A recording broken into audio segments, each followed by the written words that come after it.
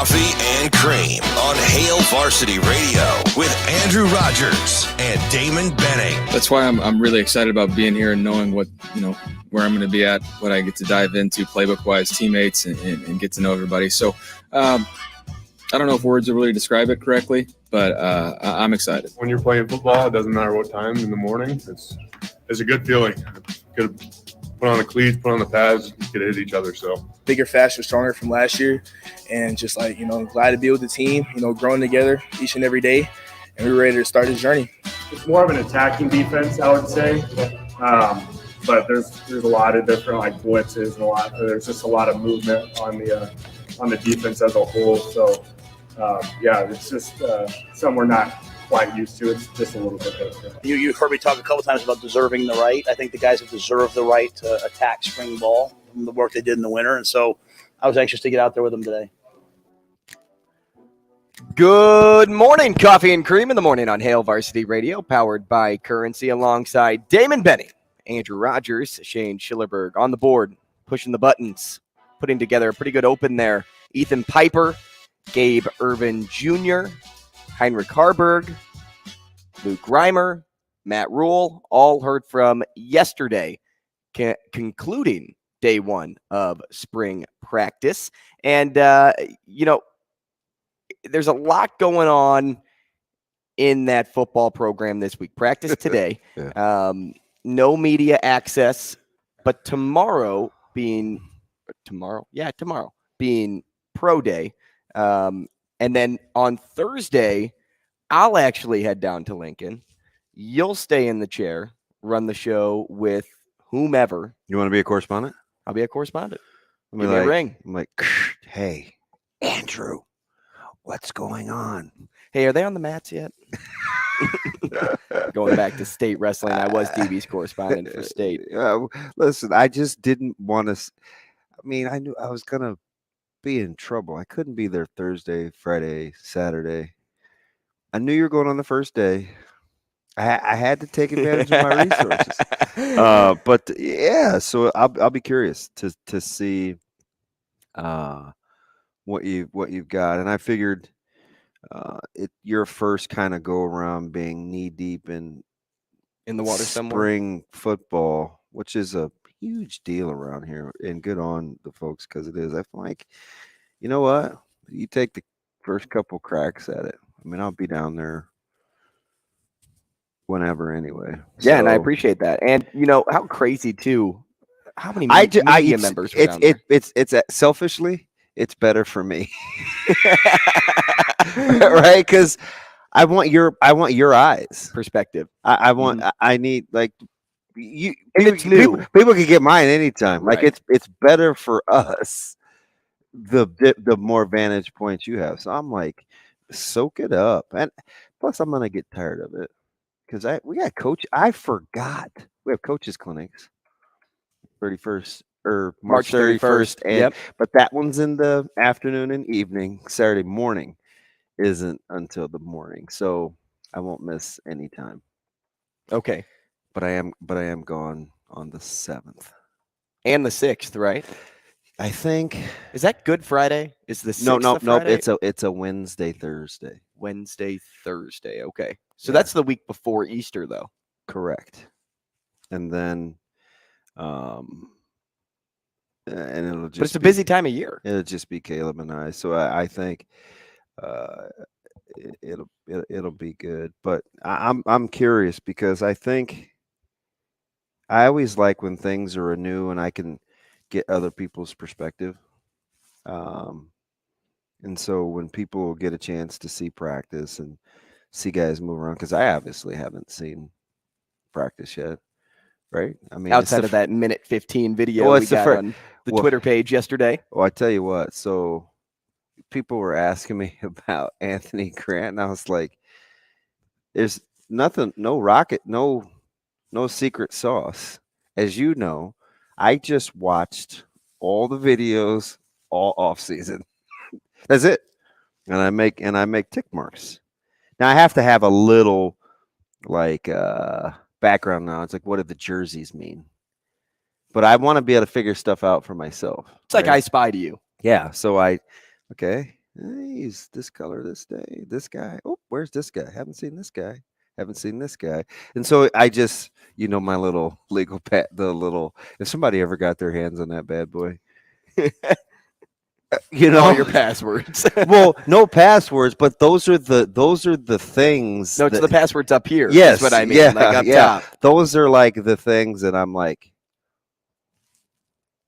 It's the green notebook from the Water Boy, right? With all the plays, Yeah. like the secret plays. So it's just works. like the pages are all wrinkled. They are. If I could do that TikTok hack where you put the ice cubes on it and you flatten out the corner and then it would lay straight. Ink would smear. But I just think smear. Some of that's written in old number 2 pencil. Oh, that's true. That is very true. Whatever. Yeah, the lead would go. Yeah. So anyway, it'll be a fun week listening to that was my man. Was that Loopy Luke? That was Reimer, right? Talking Everybody. It was everybody.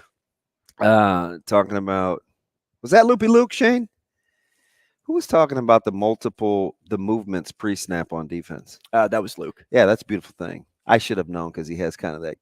I think that's the only defensive player we heard. I always want to say caveman, but that's archaic. Yeah, So it was definitely Luke.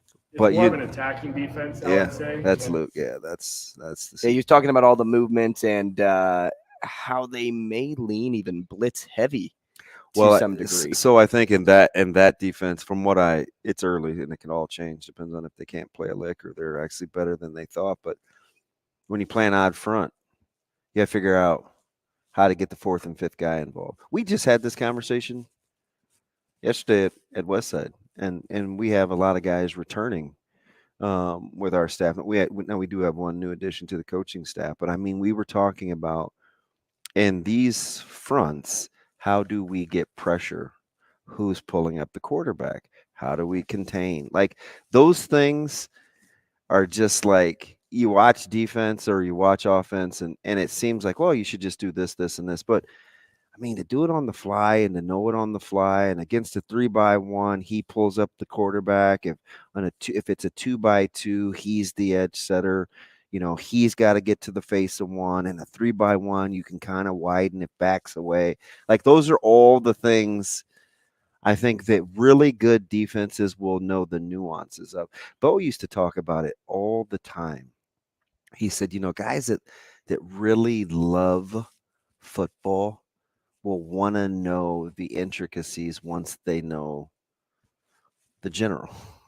And I almost thought I was talking to Coach Pelini again because Coach Rourke, he said something to the effect of, man, it's like I've kind of been at the bottom. I've been a meme. He said it. I've been a meme. Mm-hmm. I've been a coach of the year. I kind of know this thing now. I know mid-level college. I know big-time college. I know resurrecting programs. I've been in the NFL. Like, I know how to get you where you're going. So why would you argue with me? Like, you should be saying to me, hey, man, how can I spend more time with you? He says, because by the time this thing's over, every kid and every young man, he kept correcting himself. So then I said it. Every young man in that program will know that we're for them. That he said, that's the biggest thing. Why do I love the college game? Because I love young people, right? He said I could easily be with Bryant, Viv and Leona, and I don't know if my wife would get tired of me, but she knows that I love college kids. He said that's just what the struggle was in the pros. He said it was too transactional. Do you know he had a hard time cutting guys? It's because he attaches to them. And he is, man. When you talk about a developer too, yeah, that's the thing. Because you don't want to give up. He hates to get. Man, I was just getting ready to say that. He hates to give up. He hates to give up on a kid. He's one time he broke down a player, and it's not the obvious. I know it wasn't Betts this time. He broke down a player in terms of what was going on with him that he didn't know. He says, "Let me guess," and he walked me through the story. And I go, "Yep, that's kind of weird. How'd we arrive at that?" At least 90%. Right. And he goes, that was about 45% of the kids that I had at blank. I was just like, this may work. Yeah, especially if you only need to work out with 5 this time. Well, I mean, when he's not coaching, he's reading. When he's not coaching or reading, he's like Watching film. And then when it's not that, he's what he just likes to watch his kids. All right, so it's just like he has no hobbies. I just Yeah, his hobby's football. His hobby's showing up every day. And what do my kids need? And he's great. I don't know. There's a lot. It's just vastly, I guess, difference for lack of a better word. I'm not going to lower anybody else to raise somebody. It's just different. I don't. There is no guesswork. We were floored yesterday. I mean, I looked at you during the presser. I go, oh, I guess we're just sharing that guys are suspended, right? And I looked at you and said, wow, this is kind of refreshing. I've never heard a coach just speak like this. Yeah, and and again, I should know that comprehension is tough on social media, but I'm like, cat's out of the bag. And some people didn't really like the fact that I said that, but there was zero intimating that I'm foreshadowing anything. I just was shocked. And I went back and go back and watch his body language. So he's talking, Coach Rule. Yeah. And he goes through 4 running backs at a time. I pulled the headsets off. I looked at you and I go, no, Grant? Like he's just I can confirm. I say, no, Grant? And then there was this pause, and it's like real time he caught himself. He goes, you know what? I didn't say Grant yet because I don't have anything to say about his performance, but I do have something to say about him not being out there. So let me just get this out of the way. And I was like, did you notice any tense up for him? Like, I feel like he straightened up a little bit when he talked about the suspension. So, I think it's a lot of things. I think not just with AG, but I think with the program, the players, the administration, it's all new. And so you just get the sense, and I think even Trev would say the same thing, he's stretched them. He, being Coach Rule, has stretched the admin team. The admin team has stretched Coach Rule. And now I think they're finding a way to worry about the same things with the same kind of language. They still, it's just not where it's going to be yet. Even the bodies in the building aren't what they're going to be. Maybe they'll make some tweaks to the admin. They've got more additions to make to the staff. But you look at his models, like what he's looking at to build the department, and you look at what he's doing with, they're essential, but I guess I'd say non-essential because they're not on the field staff.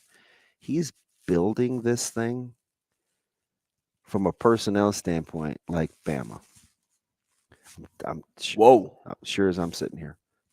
You look at the flow chart and the numbers in which he's bringing in. I mean,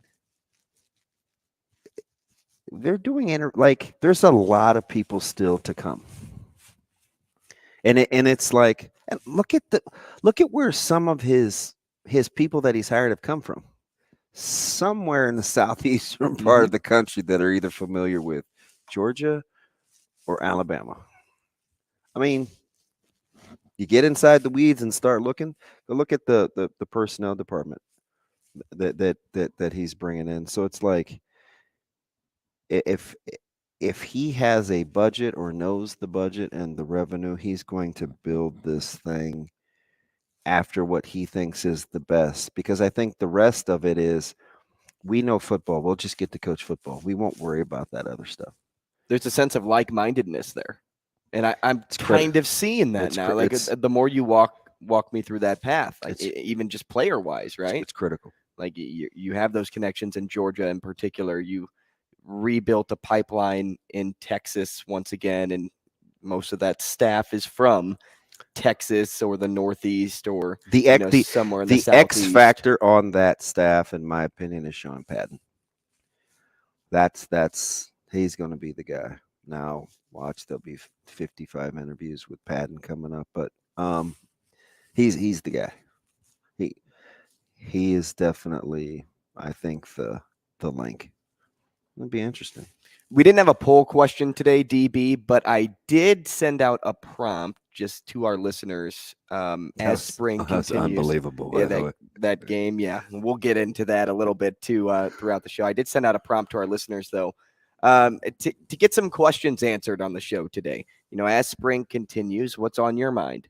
What questions do you want answered? Send them in via Twitter at H Varsity Radio or give us a call, 888-638-4876. We're talking to Brandon Vogel as well at 7:43 today, as we normally do. Maybe it's 7:44. I got to get those times exactly down, right, Shane? We go off our clock just right here, and we're like, oh, we got this much time left.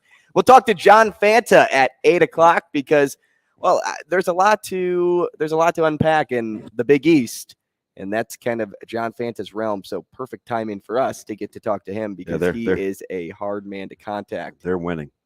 The Big East is winning on and off the court. And DB's winning too in a lot of prediction categories. We will also talk to Joel Lorenzi at 9 o'clock as Creighton prepares to meet Princeton later this week in the Sweet 16. We'll play Take It or Leave It at 9:30 as well. How about Liquid finding a Princeton rep for us? What is that, Shane? Tomorrow or Thursday? It'll be a day of. Nice. We'll talk Princeton. Talk Ivy League. And the Ivy League, man, they are always stunners when it gets to March. Oh, I know it. I have a little orange sweatshirt. I probably was 3 maybe. And for some reason, it's Princeton. It's a tiger. I think it either says Princeton. Sure it's not Doan. Right. Good on Doan. Good on Doan offering Corey Vaughn Jr. in track yesterday, too, by the way, while we're talking Doan. Good on. We love Doan. We love Doan. Has a little tiger, and on the back it says Damon. The thing is like this big. It's just terrible radio because you can't see unless you're on YouTube television, but it's like, even with the you still have shirt, it? Yeah. So my mom, does your mom still have she it? sent me a picture like a year ago, and I think I'm pretty sure I saved it on my phone. It's absolutely ridiculous. The smallest sweatshirt known to me. Probably like the cutest little sweatshirt too. When you're walking in a store and you see something that size, you're like, oh my gosh. What's toddler age? Not Shane's toddler, but like 12 months, 18 months. I was older than that. Older? Probably, okay, so then probably 2, 3 maybe. 3. Yeah, I'll find it. And it says Prince. I think it's Princeton. That would be. It's orange and black, so it's got to be. Wild. I have no idea why I have it. I mean, maybe my dad did a conference there or something. But having it embroidered with your name on the back, and it was unique. you know how it's old because it says Damon. Like nobody even calls me that. Not even my mom calls me Damon. Unless she call you, son, like Peanut. Okay, a nickname. Yeah, but she almost never says Damon unless she's annoyed. Like I made fun of the fact she had like 6 open charcoal bags a couple weeks ago. She's like Damon. But outside of that, and 3 things of lighter when you fluid. thought you were in trouble, you're like, oh. No, I just knew yes, Mom, I'm here. I just knew that it was no longer funny. So you took it too far. Yeah, like it had reached its statute of limitations. So it's crazy. And how about this? Did you hear Mac yesterday? Basically says, we were talking to John Fanta, that he was consulting with Ed Cooley about the job. Yes. Is it not good to be Coach Mac? Let's just on a scale of 1 to 10, is it not like a 9 or a 10 to be Coach Mac? It would be a 10. Yeah, the job opening comes open. People are going to want you to come there. People that are in the business, you're so well liked, you become a conduit and a consultant. And all the while, your team is making another run to the Sweet 16 with a chance, a good one, to get to the Elite 8. Not bad. And did you see, now this was in honor of St. Patrick's Day, I believe, nudge, nudge, wink, wink, and not Notre Dame, but did you see the green dunks that he had on during the game? No. What do I always talk about with Mac? His shoe game is on point. Every single stinking game, his shoe game is off the chain. And he just happened to be rocking the green ones Oh, this weekend. Kidding. Yeah. That's strictly a holiday thing. It's a holiday Hey, thing. you talked yesterday, though, about how the Nebraska coaching staff knows the Big Ten coaches Yeah. like the back of their hand. Mhm. They know all the teams in the Big Ten like it's their job to know that more than their own team. That's Coach Mack, too. Man. Coach Mack does the exact same thing in the Big East. He knows every single team, every opponent. You wouldn't have the success that he has without knowing everything going on How good in is that that circle. How good is that conference with coaches? Like, With the addition of Rick Pitino now, too. and here's the thing. Can I just get this out of the way? Because when Get it you off your chest. were this was 11 o'clock yesterday, so we're off air, but you're reading me the lawsuit details with Mike Anderson about St. John's former head coach, for those that don't know. about the accusations that St. John's made, right? The non-contact or the non-communication with the Firing coaches. for cause. They're trying to get him with cause. Am I the only one that thinks there's something wrong with a school that's not going to pay a guy his buyout? And you got in the weeds and you got a little petty, but you hired a guy that's had more infractions levied against him than anybody in your school's history. Doesn't that comes across as a little disingenuous? Mhm. You won't pay MA his money, but you'll go hire Rick Pitino. It just it seems a little yuck. There's one thing. There's only one reason why you do that. What is that one reason? We call that a winning streak. call You want that- to win. Wins. Yeah, you want to win. Rick Pitino wins. Mike Anderson does not, which is why people are okay with forfeiting everything else that comes in the bag just to get wins. We saw that with Chris Beard and Ole Miss. Yeah. They're okay. Not even 6 months removed Will Wade from has a what job. happened. Will Wade, another one. There are so many coaches out there that have baggage, but programs throw all of that out the window because they're like, hey, you could lead us to March Madness. You could lead us to 26 wins. Yeah. You could do this. You could do that. You're a great recruiter. Rick Pitino is a very good recruiter at that. And plus, now that he's in New York, and not to say Iona wasn't, but you're in a big conference in New York, you're going to be able to bring in some boys there, some men to play basketball at St. Boys John's. to men, ABC, BBD. But it is funny how you're willing to sacrifice character to get wins, even though at the end of the day, as a program, you preach character within your players. Is there a good redemption story in your late 60s? Morally? Maybe. Yeah. Maybe you've learned. I don't even, he may Maybe not you've care. grown. Well, and all the stuff that he did, frankly, is legal now. Yeah. So maybe because it's not as graphic as some of the other stories. Oh, yeah, with what you can do now. Right. Yeah, good point. Good point. We'll hold there. We'll hold Michigan Lance Shaner until we go. Yeah, into Lord the knows break. he ain't going to take 40 seconds. Yeah, we are winding down on time in the first segment. But just like Michigan Lance, if you'd like to get involved on the show, 888-638-4876. We will dive deeper into the audio we heard yesterday from the players throughout the show after day one of practice concluded. We have a lot more to come as well. DB pointed at the TV in-house. Hey, that World Baseball Classic game last night was pretty fun. You got the sense that they're just going to choke it off, man, and they did. I was cheering for Mexico. Giovanni Gallegos, STL, right? Yeesh. Lance, stick around. We'll be back. Rogers and Benning will be back in 4 minutes.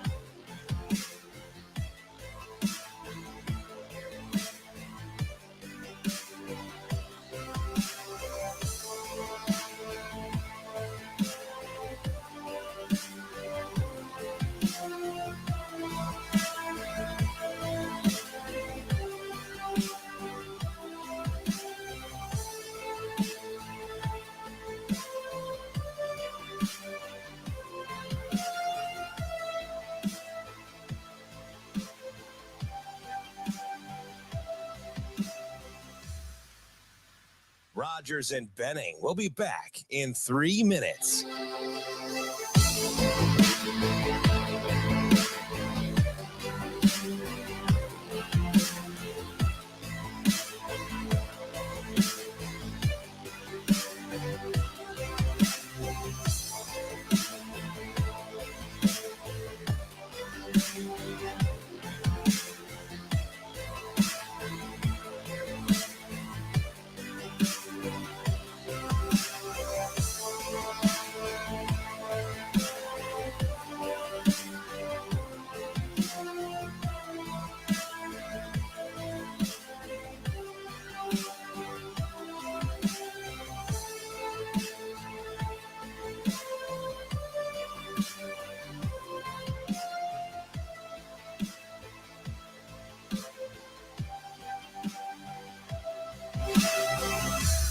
Rogers and Benning will be back in 2 minutes.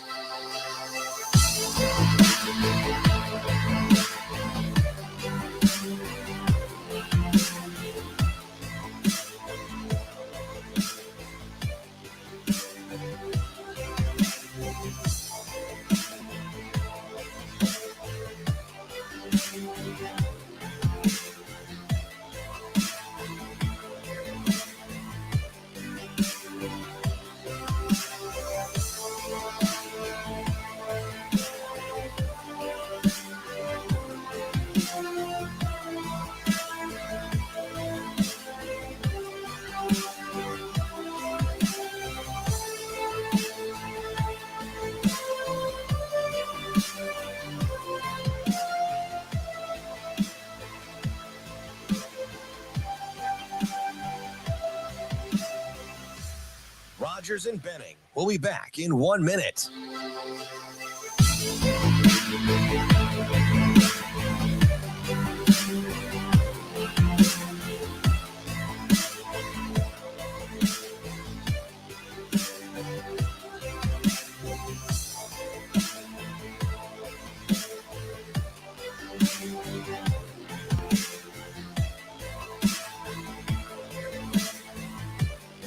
Rogers and Benning will be back in 30 seconds.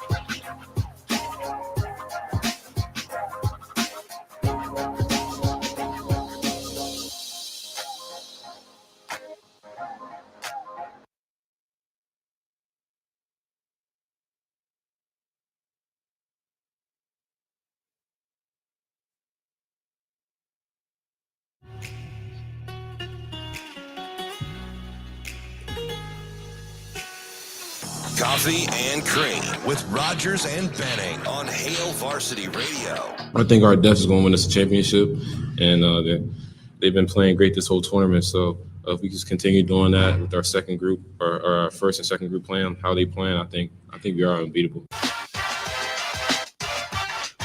My man dropped unbeatable. Welcome back. Coffee and Cream in the morning on Hail Varsity Radio, powered by Currency, live from the H&H Chevrolet stage at Hail Varsity Club. Big East talk. Lots to get to. We ended that previous segment with Rick Pitino, and let's give credit where credit's due here, guys. For a moment, let's just to Damon Benning. Oh, stop it. Hold on. I got to get one more in. You know this is not my thing. But I'm going to give credit where credit's due here, because DB has been on these coaching changes like glue. It started with Ed Cooley, the season he put together at Providence, the ties that DB dug up on his own time, researching why a move to Georgetown would be good. It happened. Then all of a sudden, Iona's making this big run. They enter the tournament. DB's like, don't be shocked if you see him at St. John's eventually. I asked John Fanta 2.5 weeks ago, and he wasn't buying it either. And here we go. Here we are. He's at St. John's. Then yesterday, off air, we're talking about Micah Shrewsbury because I've been on this Penn State kick for a little while. And he goes, man, I mean, where does he go? Like, if it's not Penn State, what is it, Notre Dame? Well, like, the two finalists right now for Micah Shrewsbury are, hey, stay at Penn State or Notre Dame. That one was a little more obvious after I felt like I had an idea of who told Notre Dame no. Yeah, but when you're on a run, when you're on a roll, a heater feels good.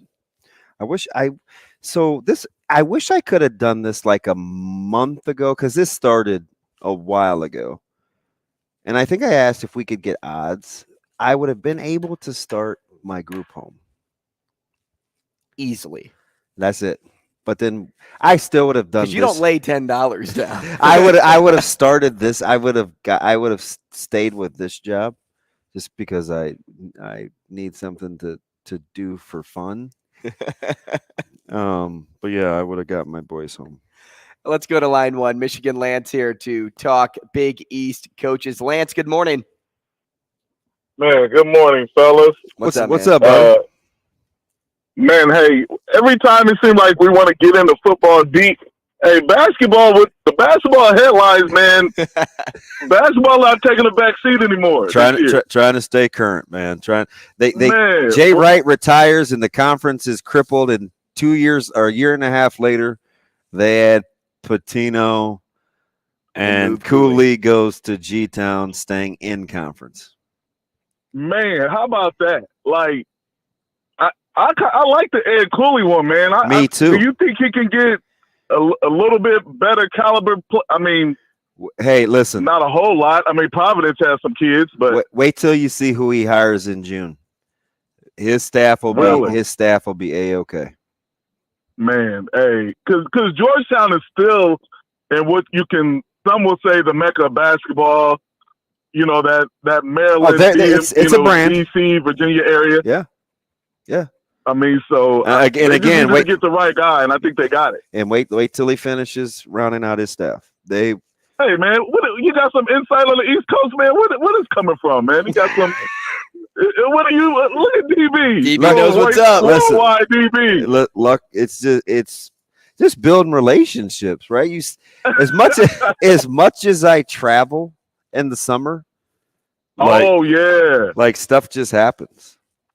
Hey, and Andrew, I'm excited about spring ball. I know you were yesterday, and you guys all are. You know, I'm excited about spring ball too down here because my son gets to play high school spring ball starting next week. Unbelievable. So, hey, I feel you guys, man. Listen, so you need to give him the background of how you've been. This dude has been lobbying for spring ball in Nebraska since 2012. 2011, 2012. Probably like since 2006. Well, that was your Wayne State Benson life. So you're right. It was around 8, 9. Yeah. You can play football in any weather. But here's the thing: people don't want to. People just don't want to share. I mean, you have people running track and field. You have people, but I think the kids that want to be out there should be out there. Hey, so, yeah, exactly. Somehow in other states they can get it done. Why can't it be in the 7-8-man game? Why can't you do that? So in Mitch Sherman's article, he had an article in The Athletic last week, and he just did a part 2, like a follow-up. Unbelievable. He said out loud what we've been intimating for years, right? Proof. Athletic periods, they're with their coaches before school, first hour of school, last block of school, not including practice.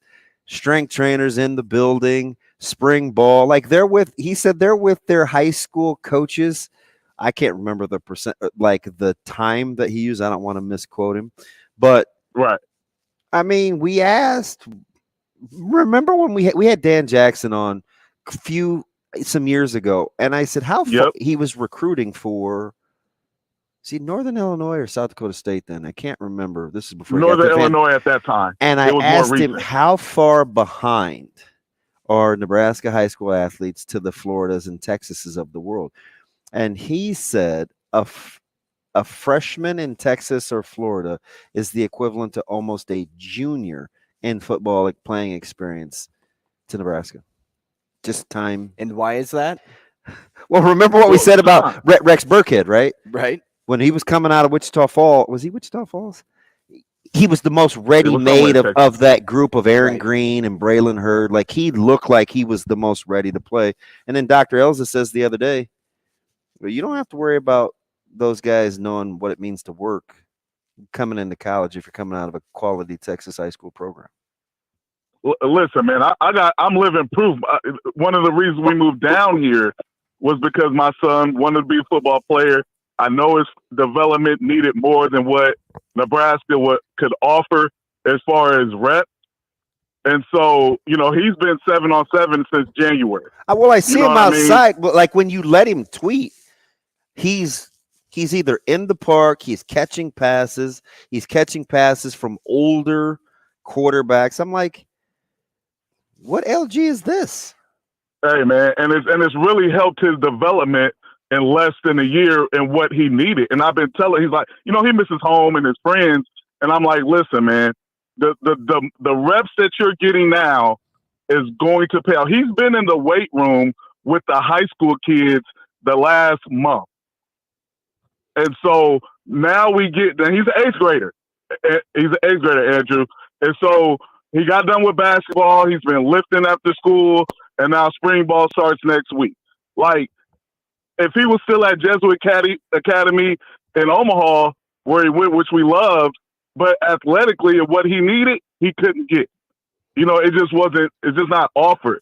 And it goes back to, hey, are those kids better than our kids? Not necessarily. It's just that they got more development. Right. That's all it is. That's the difference. There's a great piece on Cale Sanderson and some of these wrestling programs around the country about when they target these guys and how long they've been wrestling all year round. I just don't know. And I've asked this question for years, and I still don't know the answer. Would the state of Nebraska be ready to say, we talked about academy, we talked about all these things. It's like, are we ready to say it's all about athletic opportunities like other places are? Hey, how about this, DB? We're not even ready Nebraska's not even ready to say we're all in on the arts. Like, my daughter goes to a performing arts middle school. Like, there's not even a lot of opportunities for that. You know what I'm saying? So basically it's extracurricular activities. Can we move into that? You can do both. You can do academics and extracurricular activities at the same time to give these kids more opportunity to get things out. You didn't even talk about baseball. My son, there's freshmen at Trinity Christian Academy. That's where he goes.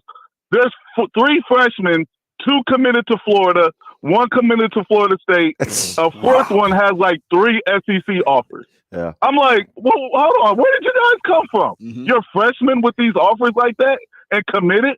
Like, hey, man. Well, in baseball, you better, because they will recruit over you. So, right, that's a exactly. for sure all year-round sport. Yeah, like you have to buy into baseball. You need those reps constantly because velo changes. Like, as much as you age, you're seeing faster pitches and you see some deeper movements. Michigan Lance, I appreciate you, man. Be safe out here. Hey, thanks, fellas. Okay, hey, thanks, buddy. Lance. That's a lot of good points. I think what's even more interesting goes back to what we kind of were leading to with playing a sport like football in the spring again. You mentioned track, like they don't want to share. A lot of multi-sport athletes, though, go on to play one sport at the end of the day, and because of all that help. We'll talk more like this next.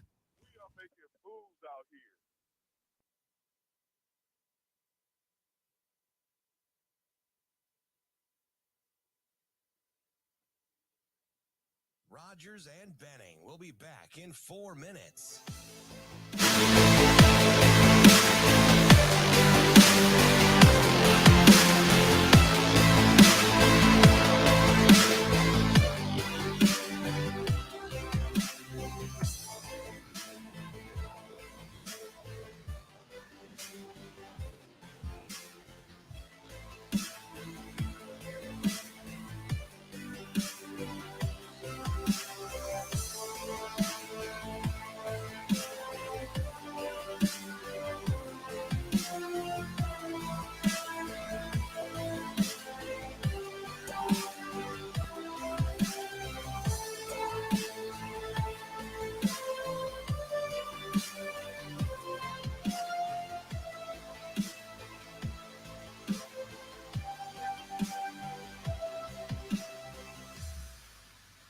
Rogers and Benning will be back in 3 minutes.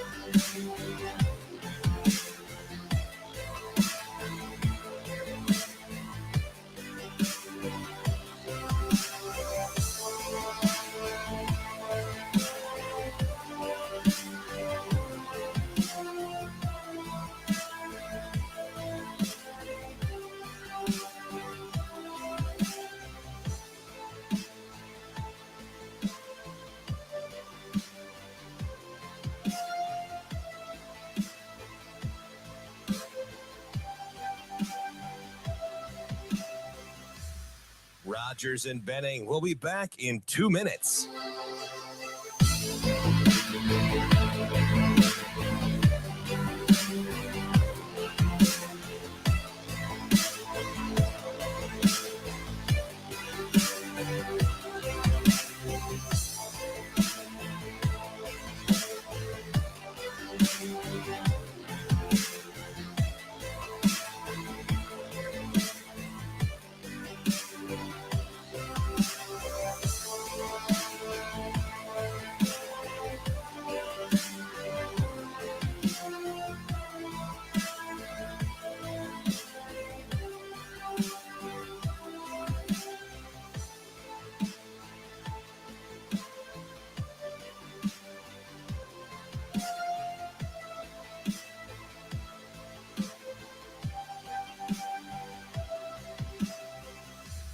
Rogers and Benning will be back in 1 minute.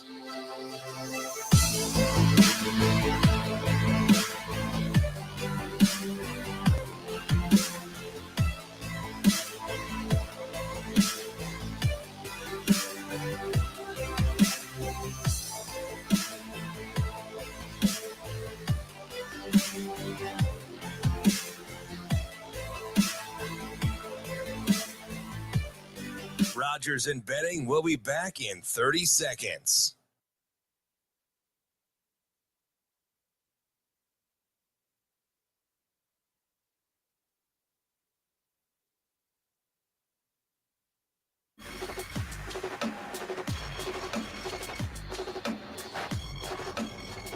Coffee and Cream with Rogers and Benning on Hail Varsity Radio. I thought they threw the ball well. I don't think we did we did quarterbacks had individual outs. It was windy, and we had the quarterbacks. We're not going to throw very often in the indoor. We're going to learn how to throw the ball through the wind. And so I thought they threw the ball well. There's so often, if a play is not quite off, is the receiver at the right depth? So there's a lot of things I have to probably go back and watch. But you could tell we have that's as talented a quarterback room as I've ever been a part of. So it was good to see those guys out there.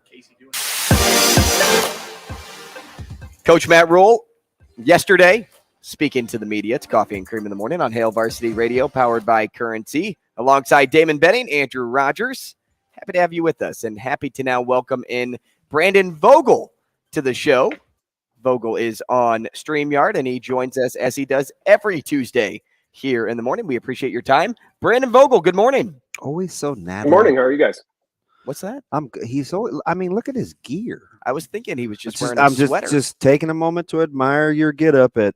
Well, it's 8:45 for you, but B Vogues, nonetheless, you don't get the sense Coach Rule is a smoke blower, right? So if he tells you that's the most talented quarterback room he's been in, and you pit it against what we've seen from quarterback play, sans Casey Thompson.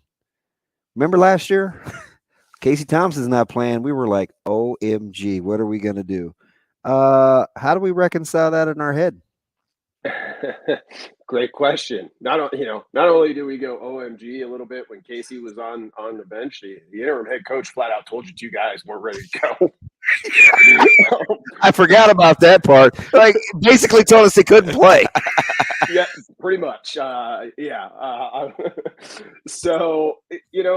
think you kind of got to give Matt Rule the benefit of the doubt. It might be a little bit of, Baylor is certainly a type of program, a Power 5 program that potentially could have, recruited, I think, a quarterback room that's just as raw talent-wise in terms of raw talent as Nebraska. But with the situation there, I'm guessing it was probably pretty sparse. So it might be a little bit of a reflection of circumstance of this. This is Nebraska, and they have a Big Ten type quarterback room. And, oh, by the way, because of, I think, the timing of this, they haven't had the attrition I think we thought they might have at that spot. So that helps. But I'll tell you, Matt Rule kind of put me to the test yesterday with his straight shootingness when he said, if I didn't think we were going to be very good, I'd tell you. I was like, really? I was like, I kind of got to believe him, but I was like, in all of the 10 years of press conferences I've sat through, I cannot imagine a coach getting up there and be like, love the guys. They work really hard, but I got to tell you, we're not going to be very good. I can't imagine it. Brand, I feel relieved, right? Because I've been saying for like 5 months, he almost makes me lose my confidence in what I'm supposed to believe. Every time I'm done, I would tell whomever, I'd be like, is this guy real? Like, I feel like he's sizing me up and I'm a couple of steps behind. I'm so glad somebody that you're probably like 98/60 with your blood pressure, right? I mean, like you're like just chill, and he's got you shook, right? It's like, what is going on? And it's not like we're dumb. Yeah. Well, at least you. I won't speak. Like you have to even check yourself. You do, and I mean, kind of, it makes me step back and think, what a kind of state of affairs that the most confusing thing you can do up there at a press conference, a very managed setting, is just say what you think. Yeah. So I tell you, I'm here for it. I'm very much enjoying it, even if I'm not quite sure how to process it all the time. I have him meet like the most measured and rational of people. And I always say, now, please tell me what you think, so I don't feel like I'm crazy. It's, I'm talking lawyer, like whomever, like somebody else that thinks different than me. Like, tell me what you think. Like, is this just me? No, I don't think so. I mean, I do think that there's got to be a little bit of, he's done enough of these, he's done enough of this, that there's some awareness there of how things will be perceived, but I don't get much of that. And that's, I guess, the difference is there's not a lot of where it feels overly managed. It just feels like I'm answering your question because I can. Do you feel like we are Kool-Aid drinkers though now? Like everybody? Because like that's kind of what gets thrown around. Like, oh, don't drink it too fast. Like, oh, don't gulp it down. Like, no, like take it in portions. But it seems like it's so hard not to drink the Matt Rule Kool-Aid. It has been. And I think that's always something that I am conscious of and try to be a little bit resistant towards this time of year for any new coaching hire. But this one has made it as difficult, at least as I've experienced, because so far it's all been, really straightforward. And, we've only day 2 of spring football is today. We'll get to see a little bit more, things will shift and change over the weeks ahead. But I think maybe the big difference is I don't expect like the tone, the tenor of things to shift and change all that much, because they are very even keeled, steady. Hey, so as a way for me to take my would some anxiety medicine, would some Adderall for me be, well, it should be better than Temple and Baylor. That doesn't move my needle. You had 70 guys at Baylor, and Temple wasn't very good. I don't trust your eye. Could I say that? I think so. I mean, I think that's kind of where I was landing with a little bit of that QB discussion, but you just said it in one sentence where it took me like 24 or whatever it was of like It's the other way around. Yeah, I mean, it should be better. Like Baylor theoretically could be close to what you'd expect to find in a Nebraska, but probably wasn't because, of what happened at Baylor right before he arrived.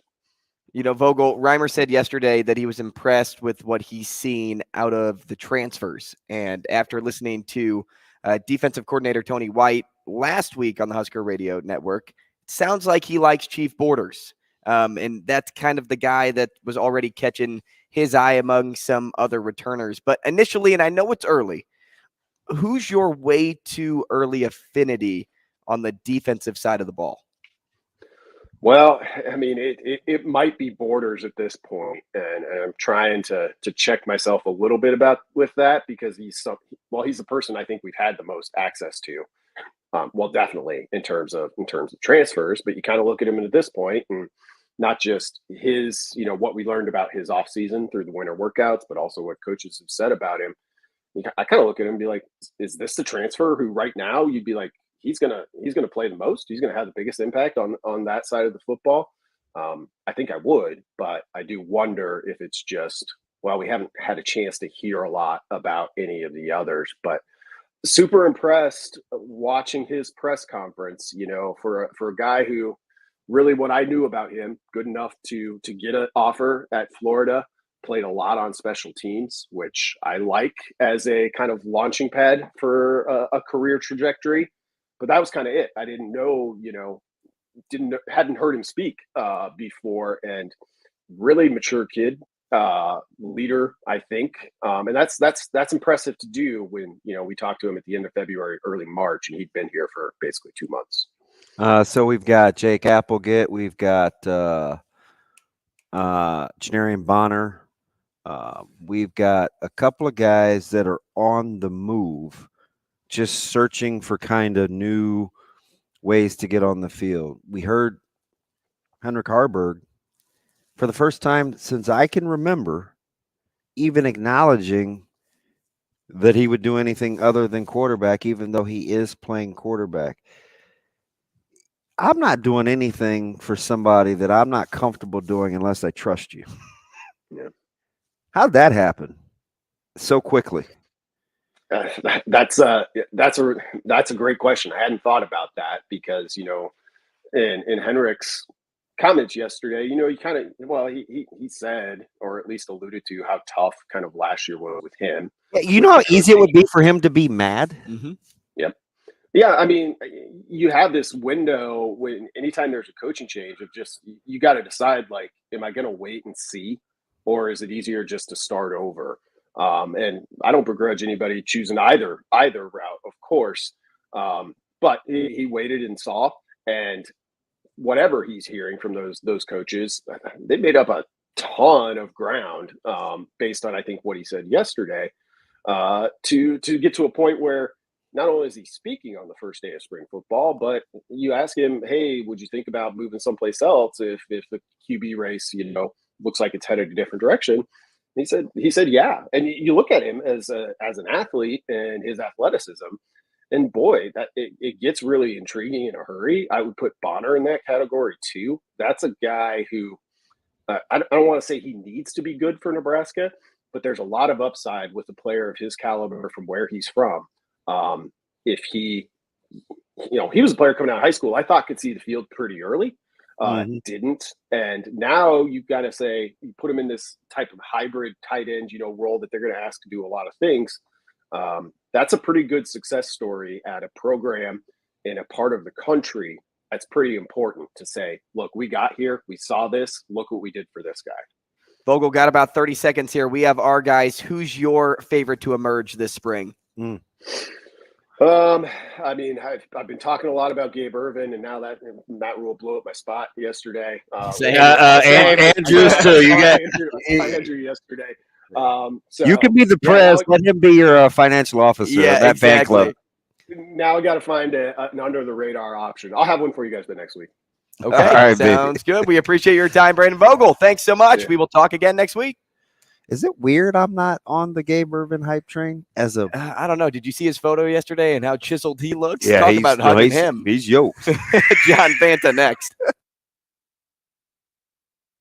Rogers and Benning will be back in 4 minutes.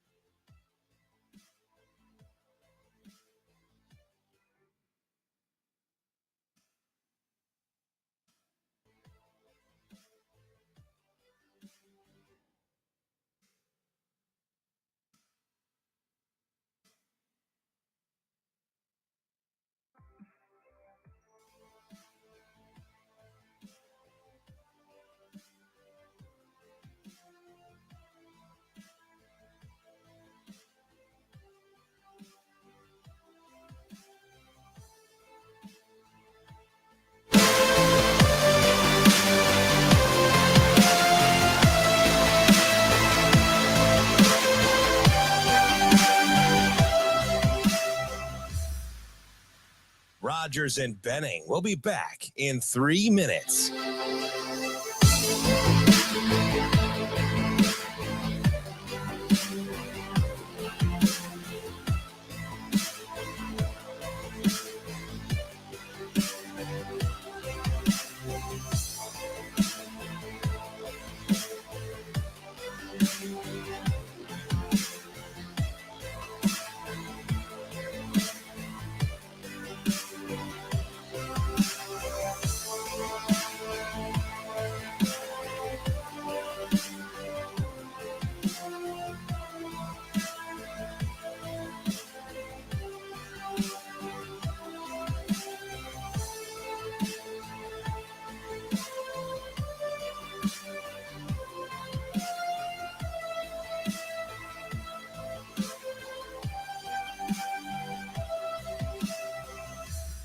Rogers and Benning will be back in 2 minutes.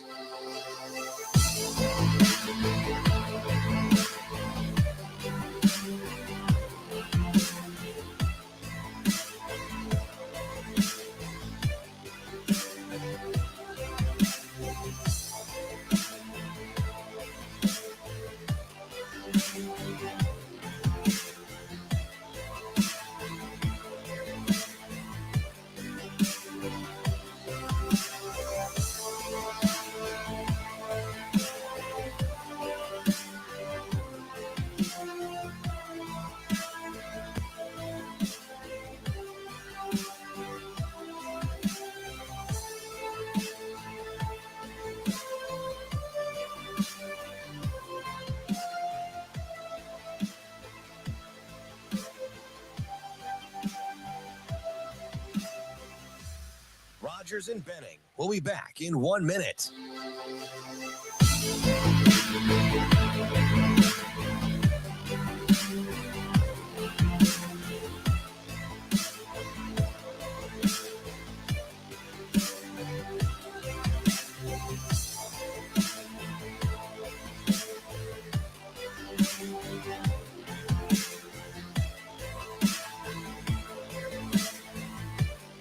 Rogers and Benning will be back in 30 seconds.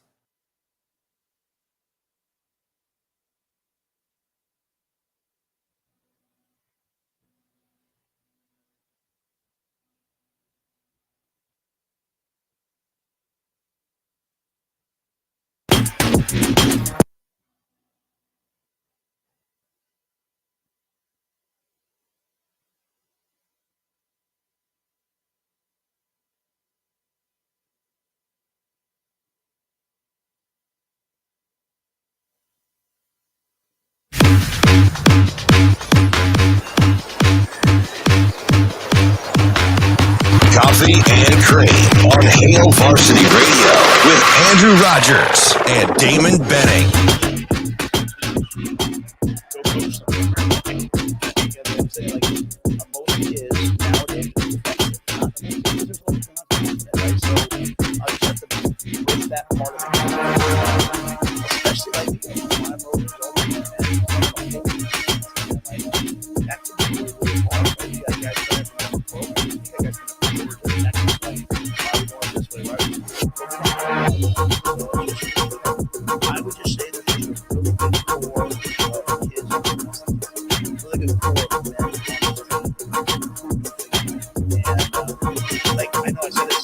Probably hear things like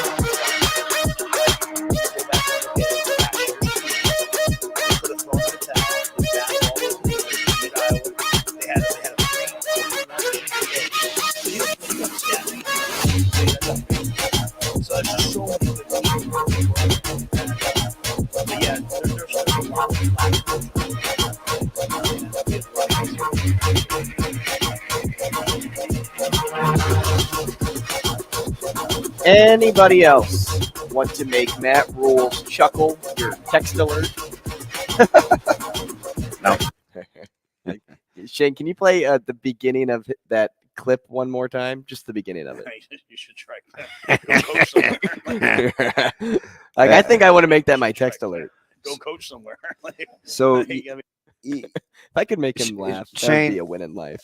You threw me for a loop. Shane, I need you to play, please, like the first. I got to hear that clip again because there's something I want to say about a guy that you have a crush on. Shano? You should try that. Go coach somewhere. I'm saying most kids nowadays are just defensive, not just because they're not confident, right? So you just have to break that part of it down. Especially you got Luke Reimer over there. He's all Big Ten. He's learning a whole new defense, man. That can be really, really hard, right? You got guys coming in from different programs. You got guys coming in from Georgia and Texas. Why are we doing it this way? But we don't have a lot of that. So I would just say there's just a really good core of kids on this. I say kids, really good core of men on this team who do things right. And Shane, let me tell you something. You're in love with Tony White, right? I am. Okay. I talk about model behavior a ton. I didn't even know I was going to go here, but something just clicked. Okay. So I'm a big model behavior guy. And you say all the time, well, it's probably not the first time those guys have heard that. That's why he can say that, this, that, and the other. He said, I'm a big fan of just doing things right. And we can learn from other people. They're coming from other programs. He let Coach White bring over 3 of his guys. Okay. That's fact, not my opinion. Didn't know Coach White really previously. It's fact, not my opinion. But he trusts him, right? Because he thinks that he can learn something from him and he likes his style. You talk about doing things the right way. Remember, do you know Babers wanted Coach White to come back and say goodbye to the kids?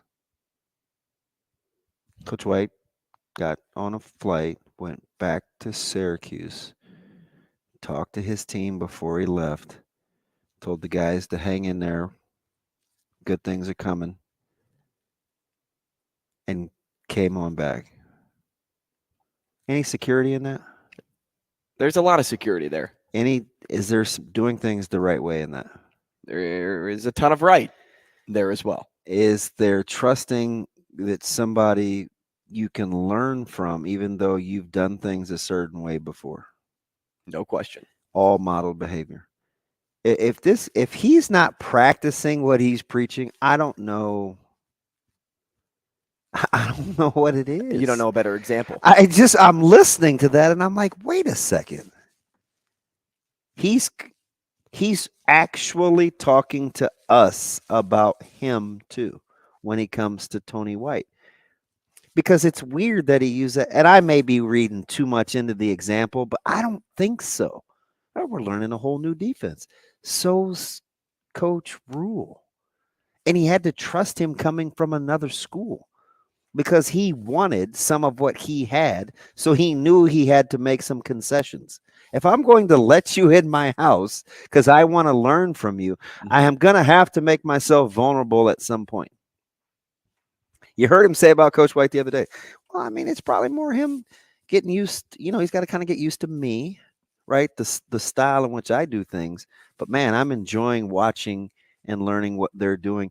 And he let him bring over his own guys. So how can the players not see that? Yeah. Because I guarantee you they know. And that model behavior extends even further when you look at why Tony White decided to make that move.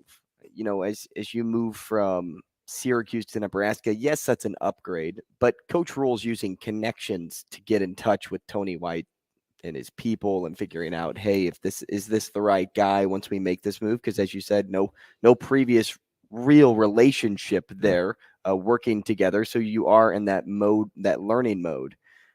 But even Tony White knew that Syracuse wasn't the place for him and his family. Like over time. Well, yeah, just primarily because, at some point you look inside yourself and you're like, is this the best place I can raise my family? Like, is this the best place for my kids to grow up, the area, that? They come to Nebraska and they're like, I don't know if I've ever met a nicer community of people, because based on where they came from, you pick up your family and go to Nebraska and they come here and they feel welcomed right away and they know they're going to stay welcomed while they're here. Mm-hmm. It's the same thing Matt Rule did when he left Carolina. He came to Nebraska because he's like, well, my family comes first over anything else. And the story behind the story, he asked like some people that he trusted and did his own homework. A Rule to get White? No. Or White to come here? To investigate Nebraska coming to Lincoln. Right. What it was about Lincoln. And I think once he knew that, he felt safe in asking somebody else to make that same leap of faith. How about that? Mm-hmm. Right? Like, that would be like, I don't know what's a good equivalent. That would be like me talking to Sauter and saying, hey, listen, man, Hurrdat is this place to be, right? Like, just think about it. I know you're doing your own thing. I know you're big time, but like, it's a safe landing spot. The people are like this. Bosses are like this, whatever, right? Mm-hmm. See, I have to stand on that over time, right? I have to be good for that. Yeah, because you're not going to put you're not going to put your neck out for something you don't believe in. No, not if I'm asking somebody to take a leap of faith. So I have to feel pretty good about that, right? So now I know that we're connected. Like, Coach White's got to move his family. I just listened to him tell the story. I didn't say one word. He's talking to a couple of the recruits. He's at Westside visiting. And this is before he goes to Metro Wrestling to go watch Tyson Terry, which he'd never done before. I'm going to go to Metro Wrestling to go watch a guy because he had already left the school.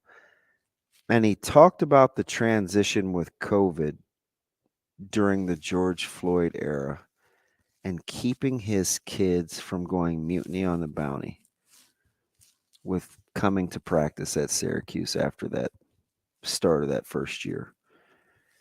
And how he had to kind of get out of his comfort zone because this wasn't about football. There was there was the tie that bound or binds, if you're going present progressive, is not football. And the struggles to get guys to come back to practice. Was this not optional? Is it optional? Are we going to buy in? And then what he had to do in those 2 years to get the reclamation project back on track. It's for the most part, and a couple guys I don't really know about the past, like I'm not as familiar with, like, let's say Satterfield in terms of being about young people, but I do know there's some key guys that are all about people. The sport is the byproduct, or in some cases, it's the conduit to connect them to young people. Those guys can share a tie that binds. Because I just think, man, I said this a couple years ago about how Trev was putting together his staff and the diversity in the staff and what he wanted from different voices. His goal to offset, because he knows he has to play the game, his goal to offset NIL and the transfer portal and the freedom of movement was to make Nebraska what it once was, not from a playing standpoint, not from a winning championship standpoint, but to make it feel like family. From the athletic department on down, I want this to be a safe place where you can function at a high level, where you don't feel like you'll want to do anything else. Even if the sports gets a little choppy, it's family, so you're going to be locked into the commitment. Tell me that's not what you hear from this staff. That's exactly what I hear. And that's why I don't know.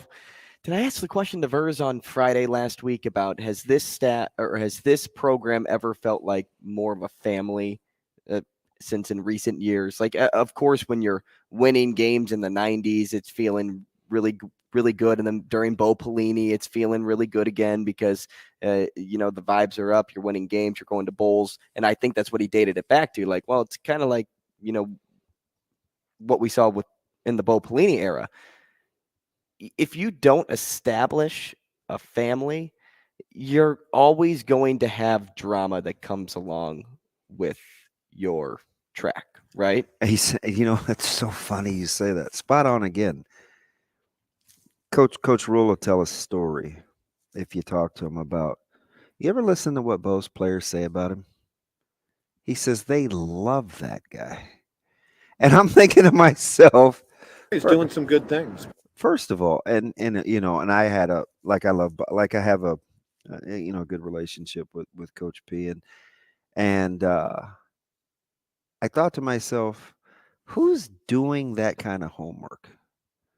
But he wants to pick his brain, and he's talked to Coach Pelini, right?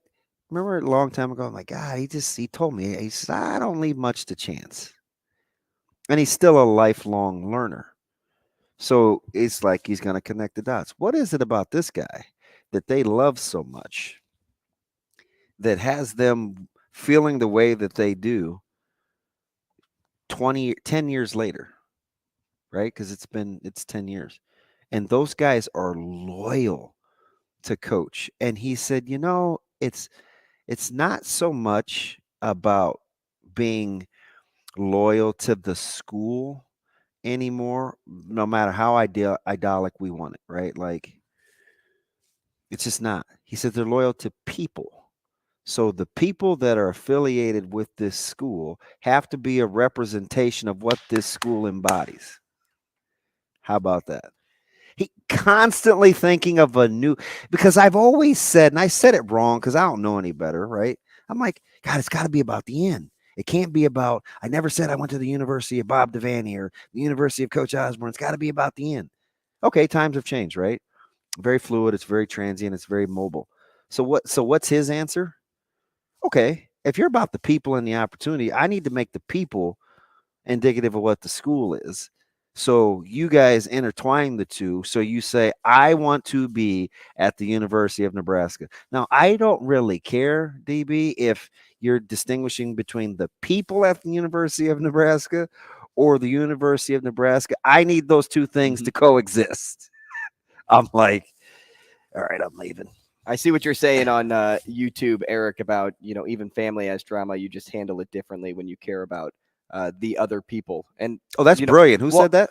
Eric on YouTube. And I couldn't agree with you more. And we need to be able to figure out how to respond to these comments, Shane. I was getting to that point. DB enhanced the conversation by going back into what players say about Bo Pelini still to this day. But I'm not bringing up old stuff. I'm connecting it to to what's portable, right? Exactly. And like, you're just enhancing the conversation. And that's kind of where I was going with it, though, is, even if there is drama, and yes, you handle it differently when you care about the other people, but drama from the perspective of I'm not on the same page with you comes with aggression more times than not, versus, hey, drama in a family dynamic comes with love.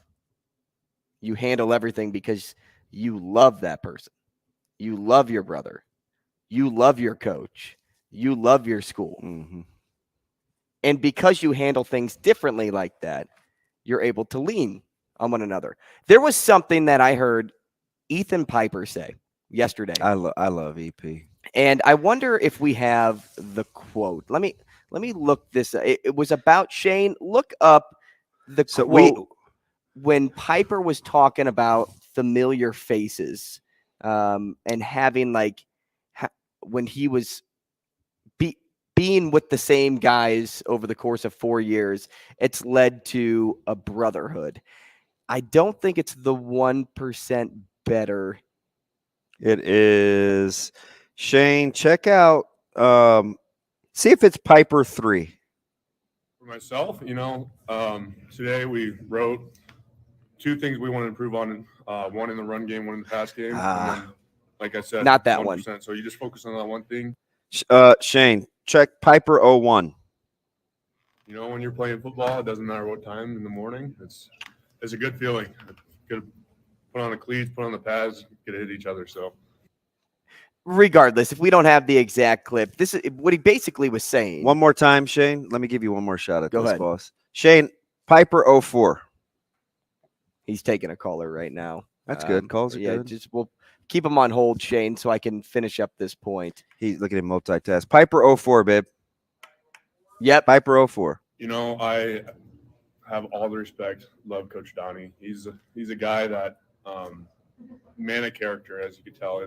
He's the one guy that stayed on the staff, and to be able to play for him is a blessing for me. And that's I think as a group, we're just grateful for him to be, and that brings the mindset every day. And you want to work for that man. And it's like I said, you just keep improving with him, and I'm excited to see what we can do. So it connects a little bit there, not the exact thing, but here's what I'm getting at. So I live with somebody under the same roof that was a collegiate athlete. And I asked her yesterday, I said, how much did familiar face lead to sisterhood for you? And this is going back to the whole family thing. She said nobody ostracized her for her talent when she played or ran collegiately. Mm-hmm. But in high school, because she was better than, say, the juniors and seniors as a freshman, she would get ostracized and excluded from everyone else. It's not a good family, right? That's the drama that I'm talking about with, hey, you don't belong here. But when you get to college, it's different because she said everybody's at the same level. Camaraderie is so much stronger when those relationships are long lasting. And what does that lead to? It leads to group support. Your teammates are your family. There to remind you are good even when you are playing bad. Mm-hmm. So good performances or not, and they were few and far between on the O-line last year, it helps to have that shoulder to lean on if you ever have a feeling of being scrutinized. If you're in the military, and we've adopted it, I got your 6. I got your back. All right? It's just like. And what has that led to for him? It's led to fun. If you listen to Ethan Piper yesterday, all he kept saying was, this is fun. It was so fun to be back out here. It was so fun to compete with these guys. It's scary to hear the reverence, because that's reverence for me. Like, when you talk about it being a blessing to be around somebody and to spend time with somebody, that's reverence. That is like, okay, right? Like, it's hard. Because I think my real friends are so few and far between. But when you feel it, you know it, right? Like I can, I won't use him by name. I'll go back to a coach. It's like Coach Solich, right? Like I think like Coach Solich is for me regardless of how I was performing. I knew if he wanted to kick me in the rear end and call me a name and send me out of practice, it took me about, now if I'm being honest, at least 45 minutes to realize it came from a good place. But I would at some point realize that it comes from a good place. Like, he just wants the best for me. And I'll receive criticism and instruction if when I know that it comes from a good place because you're for me. That's typically how you think of family. Right? And so one-score games and close games and emotional wins and losses aren't, in my opinions, a lot of times about talent. It's about, do I love you enough to take away your pain, replace what you're doing, and do whatever it is that I can to make sure that you can experience the good? Because that's really what family does. That's one-score games. It is. Like, you don't check the rear view mirror. You check to the right of you and to the left of you to say, okay, what do we have to do to get this done? And who am I playing for? A quarterback can cuss his players out up and down the sidelines with about 7 minutes and some change left before he comes in the game and tells you you're either with him or you're not, down 8 points, because you know that it comes from a place of love. Hey, and how do you react? Hey, we're with you. If you react in a combative way and you check out, you know that there's not a good family dynamic going on. Yep. But if you react in a challenging way and respond, hey, we got you. We got your 6. Right? Got you. And you can go back and forth with it. Like, you can be mad that he came at you. Yeah. But as long as you respond and respect, that's the family that works. Oh yeah. Oh yeah.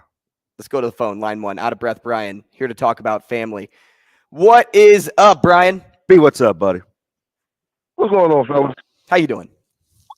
All right. I was just enjoying your little analogy or talking about the family environment that Trev is trying to establish at Nebraska. I'm fine with that.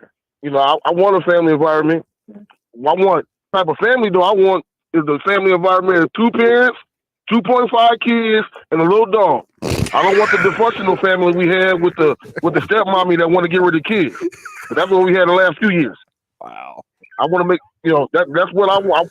Trevor's bringing that, I think we'll be fine because that dysfunctional family stuff we had really has kept us limited and from advancing. But I really like what you were saying. That's what Trevor's doing. I'm all for that. So go on, Trev. Go ahead. Get it back where we need to get. And hey, let's go, Creighton. Let's go, Creighton. Let's go, James. Dude, I am pretty pumped for Creighton. Thanks, Brian, for the call. We appreciate you. And of course, you probably were like, "Hey, weren't we supposed to hear from John Fanta? We missed him today. We'll get him later this week." Yeah, he just got to California yesterday, didn't he, Shane? We're gonna get him. We're gonna reschedule it for next Tuesday. He is out west, so it's early. So I told him, he probably needs to get some sleep, and he's gonna be out there all week. So it's just not going to work out this week. So we'll do it next week. Completely fine. If you want to follow John Fanta, I would recommend doing so. And you can do that by going to @John_Fanta on Twitter because he's been all over March. He's given his responses. He's doing periscopes. He's doing whatever they can do on Twitter now to involve community conversation. What are those things called now where you can just start something? I don't know. I'm looking at DB and he's looking at me like, you think I know? I'm not that smart, buddy. More CNC next.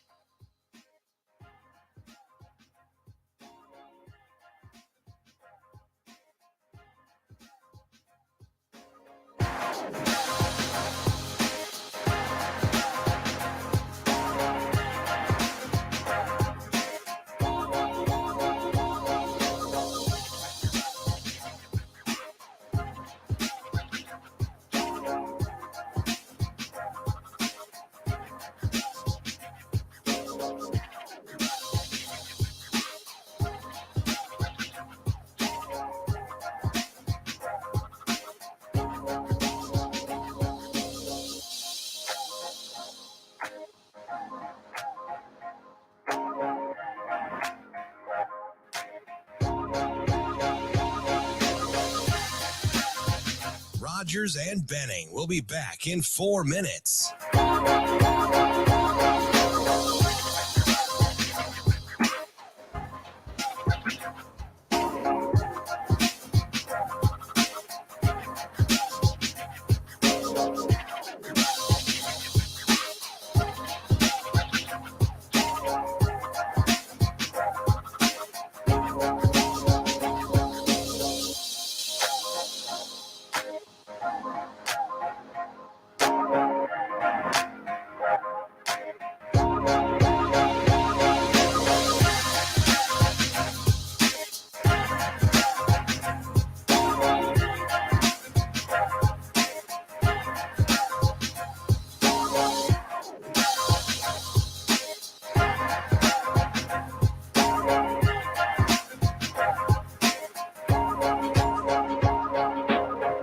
Rogers and Benning will be back in 3 minutes.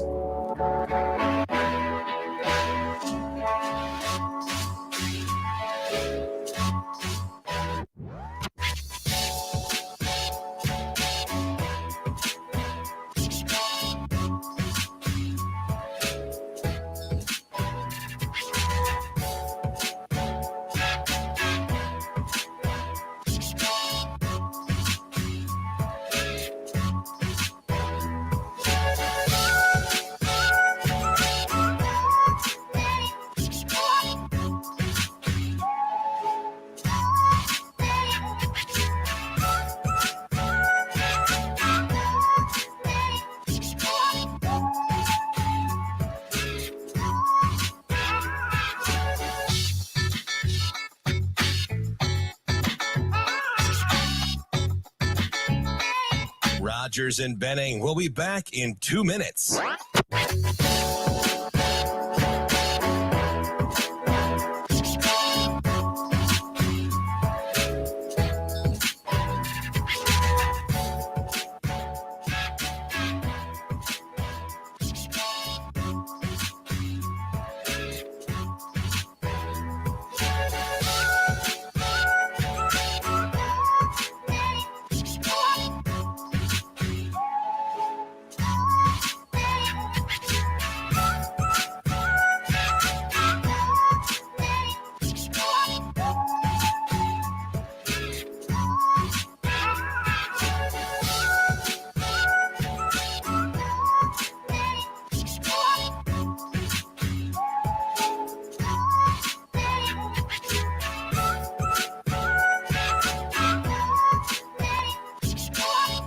Rogers and Benning will be back in 1 minute.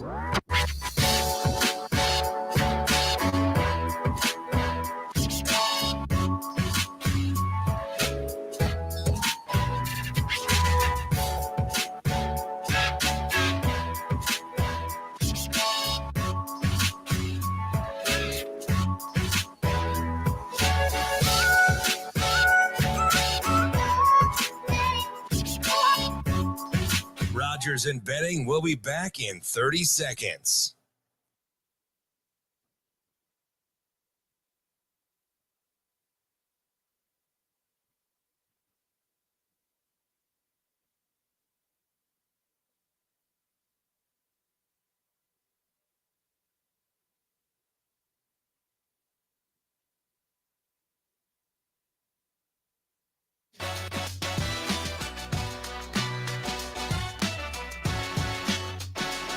Coffee and Cream with Rogers and Benning on Hail Varsity Radio.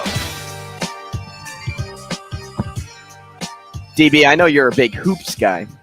Big high school fan, too. Correct. I just scrolled across Twitter, Midco tweeting out that Dakota Valley boys basketball in Dakota Valley, South Dakota, which is right across the border next to Sioux City, 53rd win in a row for the Panthers. Is that a lot? Yeah, they just won the Class A championship again. 53 wins in a row. It's not a little. We'll just say that Isaac Brunn's a pretty good kid going to South Dakota to play with his brother Paul, who originally committed to North Dakota. For those of you playing your Summit bingo cards today, Summit League bingo cards, I should say. But no, college basketball is on the rise this week. And, you know, as I was kind of looking at the expert breakdown, I say the expert. They went and predicted, which games in the Sweet 16 and how they would end up. And the more I looked at Creighton against Princeton, the more I feel like, man, this is going to be a troublesome game because the worry of underestimating your opponent via a seed, just based off of seeing a 15 versus what they've accomplished, is kind of unsettling to me. I'm not going to go there yet, even though I do like Princeton as a basketball team, because I'm putting my stock in, and we'll see what Joel has to say here coming up, but I'm putting my stock in Max Scout, because I just think if you give him time to prepare and he knows what he's dealing with his current staff, they'll have something in the hopper. And conversely, what are you preparing for? If you're Creighton, it's all about, I guess you're preparing against their action. Because I would say perimeter defense as well. Because you never know who's going to be the guy, right? You don't bank on Nembhard going for 30, but he's capable. It's just that some Blue Jay fans get mad if he shoots that much, right? You don't, that you got to stop Kalkbrenner. That's the main one. That's the who consensus. You prepare for. What if it's Kaluma? What if it's Trey Alexander? What if Shireman's hitting 7 threes? I don't know. Is he shooting ill-advised ones? Because I'm not. Hey, once he gets hot though, he'll shoot from anywhere. And I get it though. And it's like, Coach, it's like, that staff talks about. It's sometimes the willingness to miss is part of the offense. Mm-hmm. You don't want to miss shots, but it's, it being an option changes the way that people have to guard you, because they're going to stretch you, right? If you have to be present at 28 feet, that changes the way that you play defense. Now you can choose to not be present and hope that it doesn't go in and play percentages, but it's hard to do. Like, you have to be very, very disciplined. Hey, don't guard them at 30 feet. Those aren't going in. Oh, wait a minute. This might be one of those games that they are. Better get out on them, right? So I think sometimes the misses are in your head as much as the makes. And I'll tell you what, with Shireman's play, it may not be coming in the scoring column right now, but boy, has he stepped up when it comes to chasing down loose basketballs on the board. He plays hard. Facilitating. He's almost turned into what we didn't expect him to be. Well, I think we thought early on, right? Maybe he got away from it, because I think early on when he was kind of handling the ball more as the distributor, he was kind of a playmaker. Then somewhere throughout the course of the season, I think he wanted to be a scorer. Mm-hmm. I think he's better as a facilitator. With this team, especially, because he doesn't have to be a scorer like he was at SDSU. Now, I think the biggest key for Creighton is continuing on perimeter defense. Because when they faced off against NC State, that was one of the better backcourts in the tournament. And then they went to play Baylor, who probably had the best backcourt in the tournament, who shot from 37% of the time, where most of their points came from beyond the arc, where they were also successful shooting the ball close to 35 to 40% of the time. Princeton may not have all of the success when it comes to the ball going in, but they do shoot the three a lot. Mm-hmm. I was looking up yesterday, they're top 40 in all of college basketball in 3-point attempts per game. So it's kind of been a good thing that Creighton hasn't had to change their scout all too much throughout this process, because it's been consistent all the way through. They knew they may have needed Kalkbrenner to step out a little bit more just because of a team shooting ability, but for the most part, each team has had a big man that's kept him inside, so he hasn't had to move too much. It's going to be the same with Princeton. Well, the thing about inside, outside, and whatever you want to call Princeton's size, how are they going to play 1 through 5 in terms of switching, right? Because if all of a sudden Kalkbrenner is going to get those touches and those rim rolls, and I mean, he's I said that, I don't know, was this yesterday, the day before? I don't know, whatever. But like his willingness to like go get balls above the rim, like he's taking it up a notch. And I think they're embracing the fact that he's going to get it. We take for granted just because of his size that my man is just excited about playing above the rim, but that's a long way down to the ground. And they're trying to be physical with him. But Tachua and Flotamba, they just didn't have any answers offensively because they weren't threats to score. Like if you don't, and that's where you have to get Creighton, in my opinion. They're going to get theirs offensively, but the way you make them pay, even as a good defensive bunch like Creighton is you have to be able to pull Kalkbrenner away from the basket. If you can do that, you give yourself a chance, right? Where did they struggle? Allen and company in Texas, Arizona, playing some stretchy work. We've seen Dixon and do what he did, playing away from the rim. Your 4s and 5s have to be a little stretchy.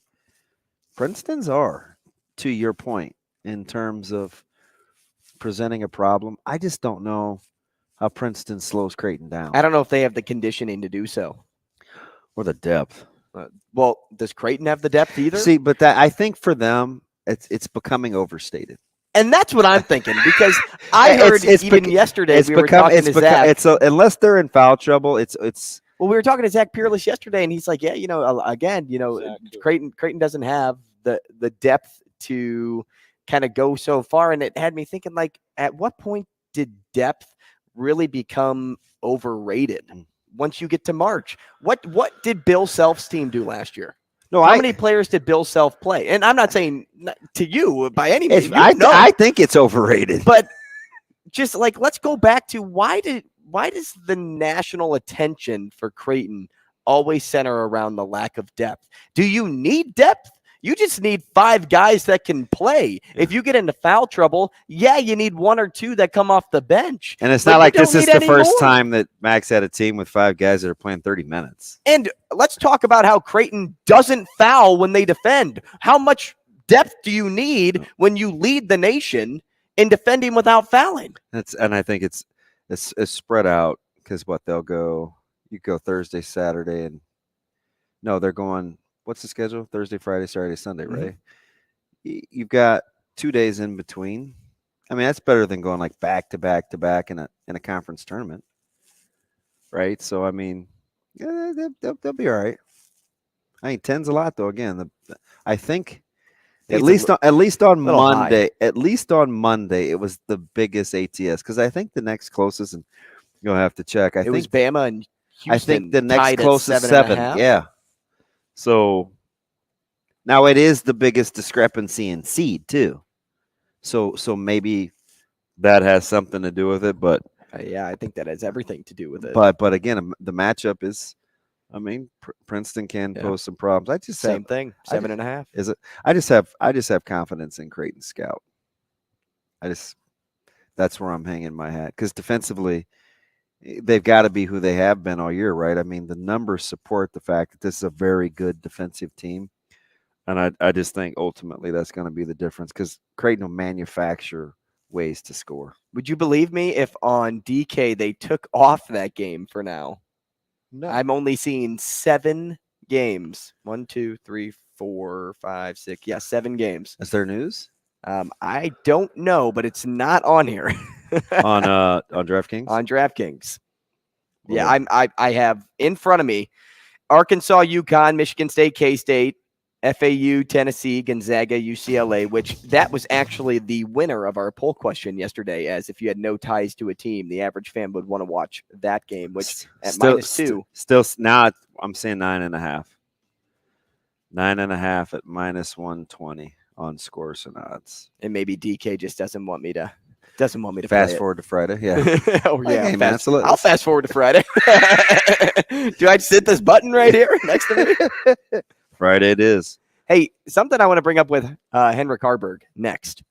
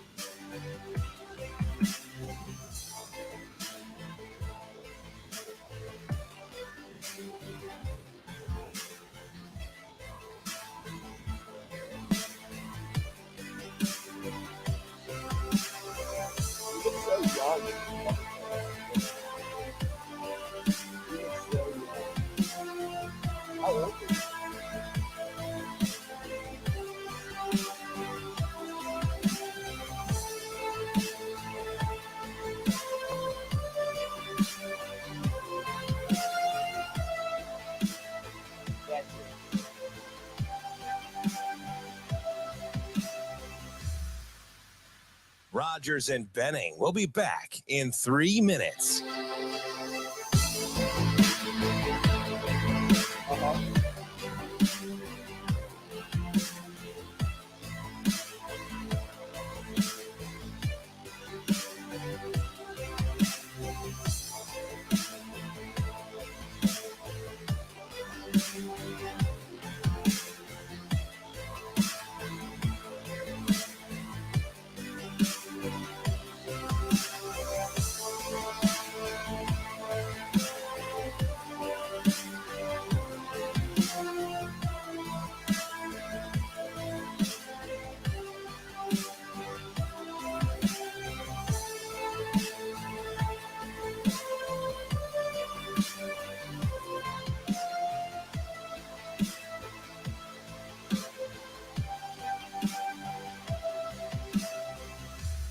Rogers and Benning will be back in 2 minutes. What was on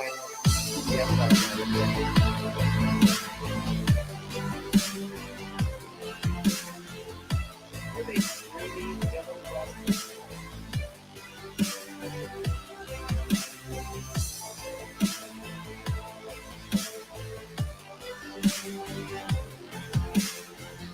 Yeah, that's what I said.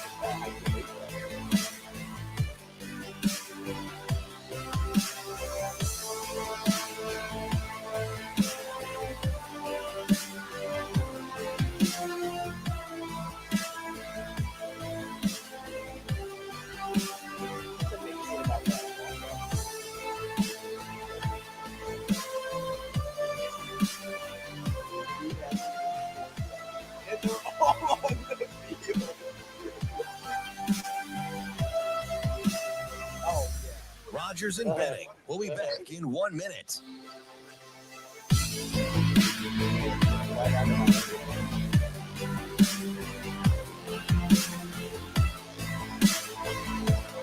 What? Yeah. I'll move harder. You can talk. Okay, yeah, let's go.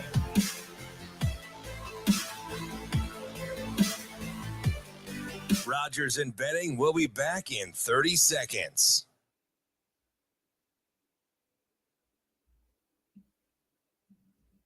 Shane, can you play?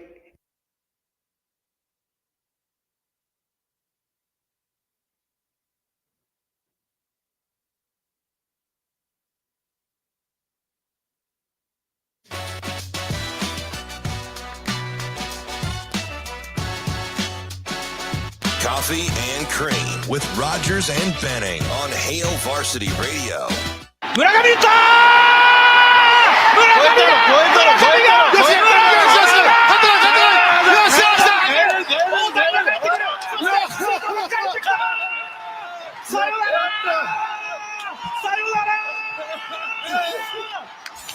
Nippon サヨナラ勝ち。やりました。決勝進出。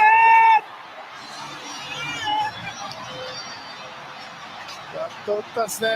村上が最後に打ちました。やったね。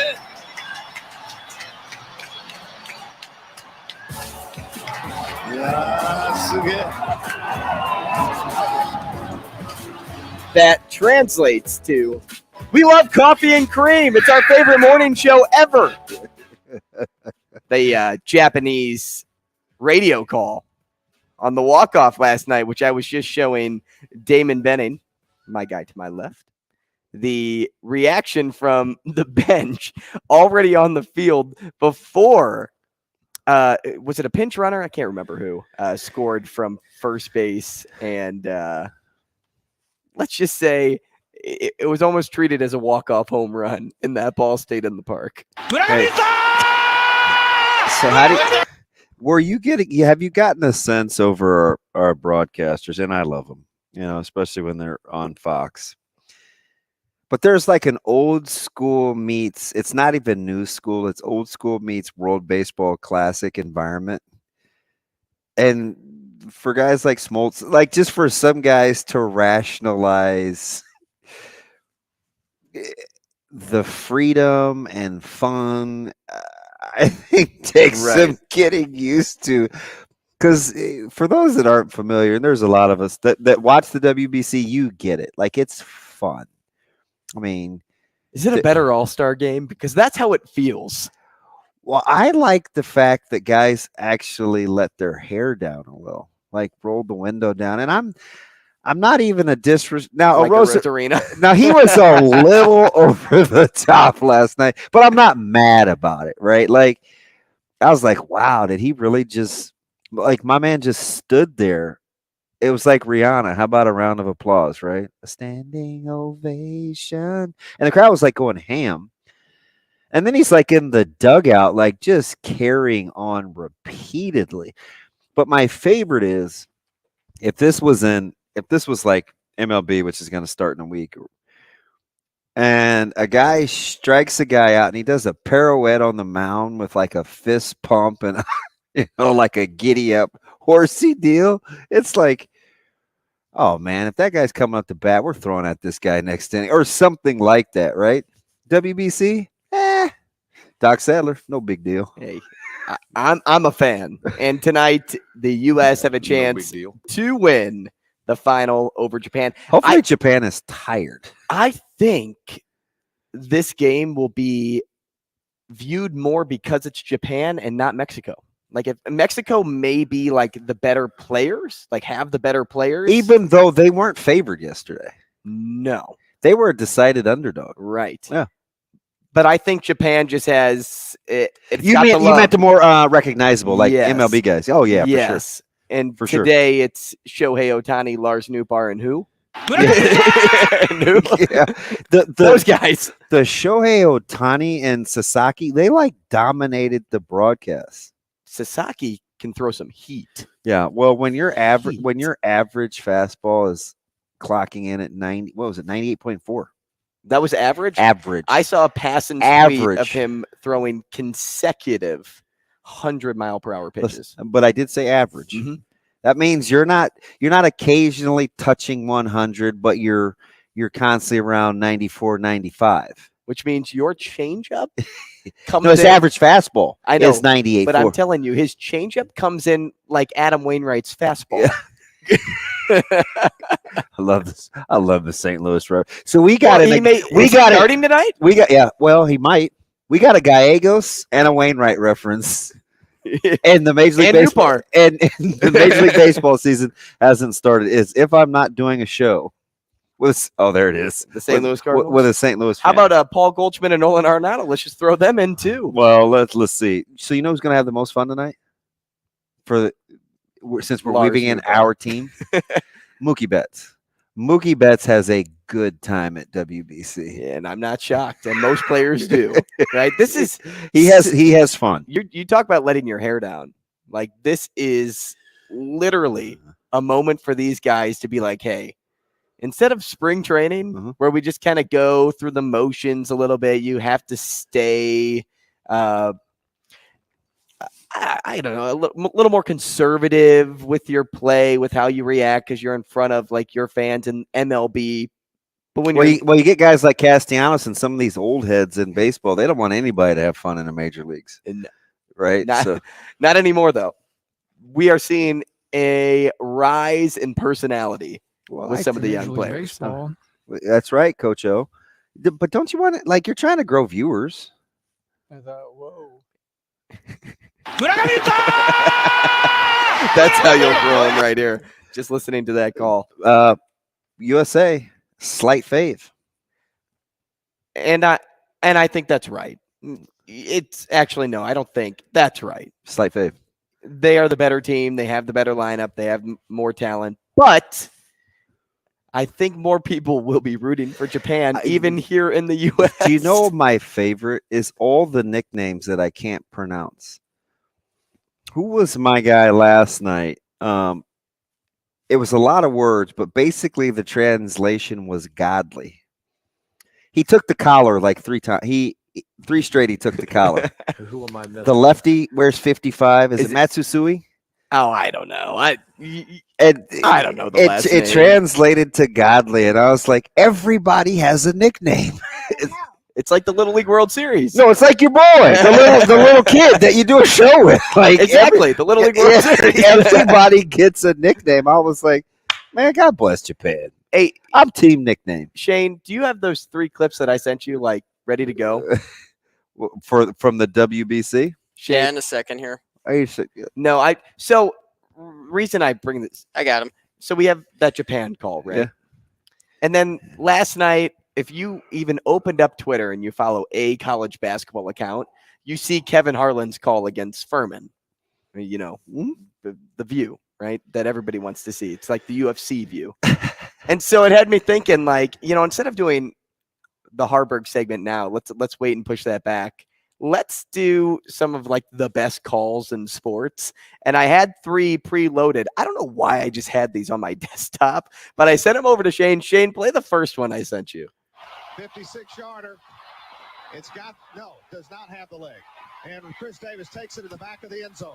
He'll run it out to the 10, 15, 20, 25, 30, 35, 40, 45, 50, 45. There goes Davis. Oh, my God. Davis is going to run it all the way back. Auburn's going to win the football game. Auburn's going to win the football game. He ran the missed field goal back. He ran it back 109 yards. They're not going to keep him off the field tonight. Holy cow. Oh, my God. Auburn wins. Auburn has won the Iron Bowl. Whoever my Auburn has play-by-play won guy it. is would kick me off the set. Like, zip it. Oh, my God. Like, that's the color guy. No, that was the play-by-play guy doing all of it. Oh, was he by himself? No, you heard the, oh, my God. That was the color guy. That chimed in with the finish, right? That was the color guy that I don't know. Stepped on the play. It's Run me. it back, Shane. There's a good chance I made a mistake.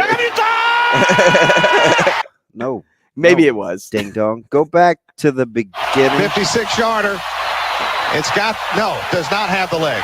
And Chris Davis takes it in the back of the end zone. He'll run it out to the 10, 15, 20, 25, 30, 35, 40, 45, 50, 45. There goes Davis. Oh, my God. Davis is going to run it all the way back. Auburn's going to win the That's the football color guy. game. No. The guy saying, oh, my God is. Yeah. Yeah. He dominated the last of the broadcast as opposed to just laying out. Yes. Okay, I'm there. Yes. You would have had your neck wrung up. Yeah, like almost like Kevin Harlan was like telling everybody to shut up when he's doing his Furman call. Did you see him put his hands out in front of everybody? Yes, like zip it, Marty. Like he went Joe Rogan or in Daniel Cormier behind the scenes. Shane, give me the next clip. Strike to claim it. A strike to claim it. And he got it! That is right. I did it. That's number 5. Are you kidding me? That's right. What do you think you are? I am. Bowling. That a boy, Pete. Really? That is one of the best clips of all time. Is that from Kingpin? No. Oh my God. I mean, but that's what it sounds like. Stick to PBS. Just going bananas on that. Stick to Dano the Tiger. Hey, dude, but wait a minute. Who's the little brother with the big glasses and the curly hair? I don't know, but he's got a dog. He's got a Frenchie. That's you. Is that me? That's you. Is that little DB? Who's the little brown dude with the afro and the red glasses? What show is this? That's not the name of the show. So. My man has a tiger on his shirt, and his clothes don't match. Why do they do little kids like that on cartoons? I don't know. At least they let the little bald head kid, Caillou. At least he wears the same clothes every day. They just give my little dude over here mismatched clothes. I'd much rather have variety. Shane, hit me with the next clip. Lisa, world record, a 3-time Olympian. World record is absolutely going to be shattered here. The United States trying to hang on to second. They should get the silver medal. Australia is in bronze territory right now, but Lizak is closing a little bit on Bernard. Can the veteran chase him down and pull off a shocker here? Well, there's no doubt that he's taking that. Bernard is losing some ground. Here comes Lizak.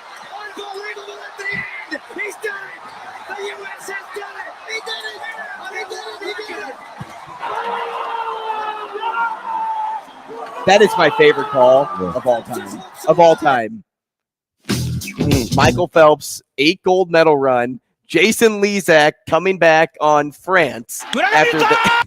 Yes, that was my reaction. Dude, that will never leave this. If you know anything about Shane, that call will forever be. Do we even know what? Like, is that walk off? Is he saying walk off, or they win or win? Like, I don't know. We should maybe ask Joel him. Lorenzi's a. Yeah, I'm gonna go ahead and doubt that. Go ahead. He's coming next.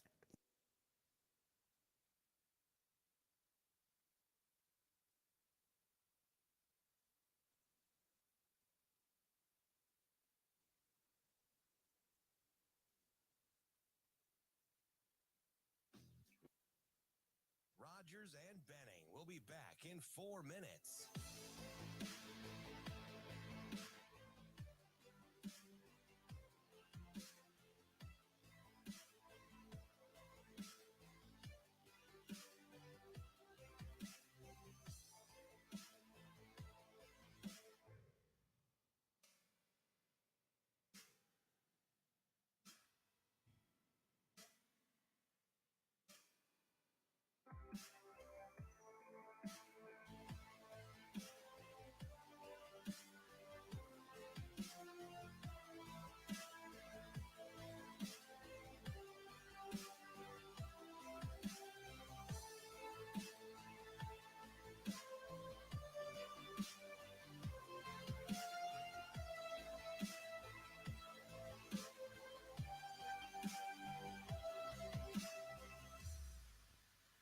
Rogers and Benning will be back in 3 minutes.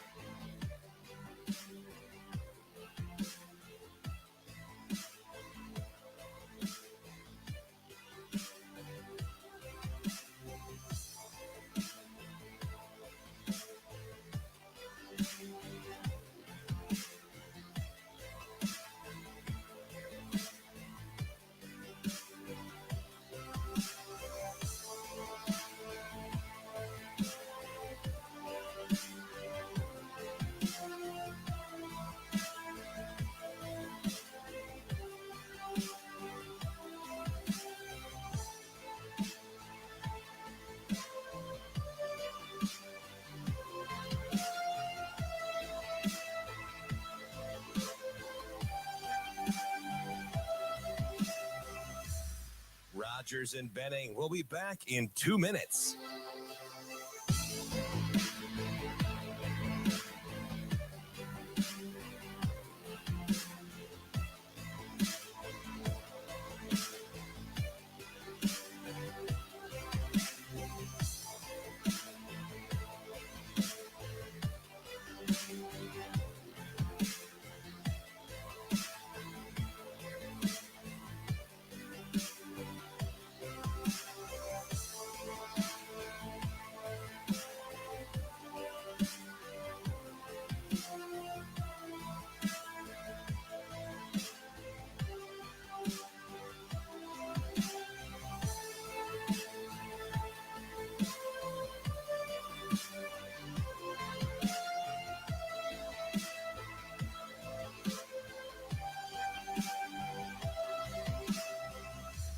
Rogers and Benning will be back in 1 minute.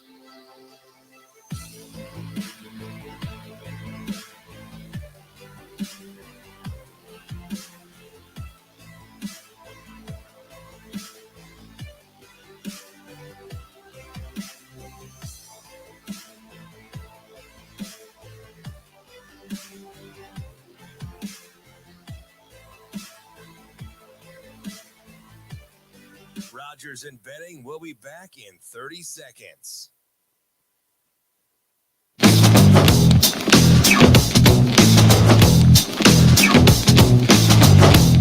Coffee and Cream on Hail Varsity Radio with Andrew Rogers and Damon Benning. And Creighton has done it. Punches its Sweet 16 ticket for the second time in 3 years.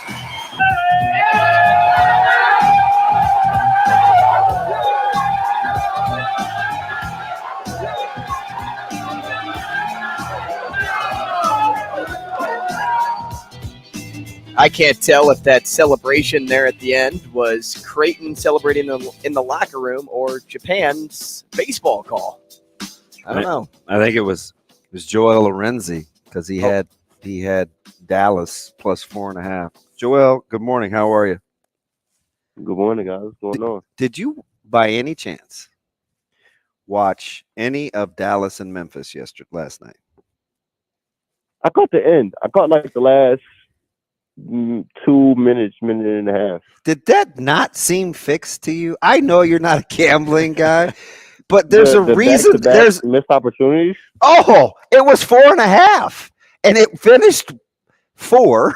I don't know, 112, 108, or whatever. And I'm like, are these guys trying to do this? Like, that's why people have suspicions about the NBA. Leave the NBA alone if you're playing in Vegas or Iowa or wherever I'm about to turn off the last 20 seconds because I see, like, I'm different from, like, a lot of people will watch for the spread or whatever. Like, I was watching from basketball standpoint, and after I saw Dallas miss, what?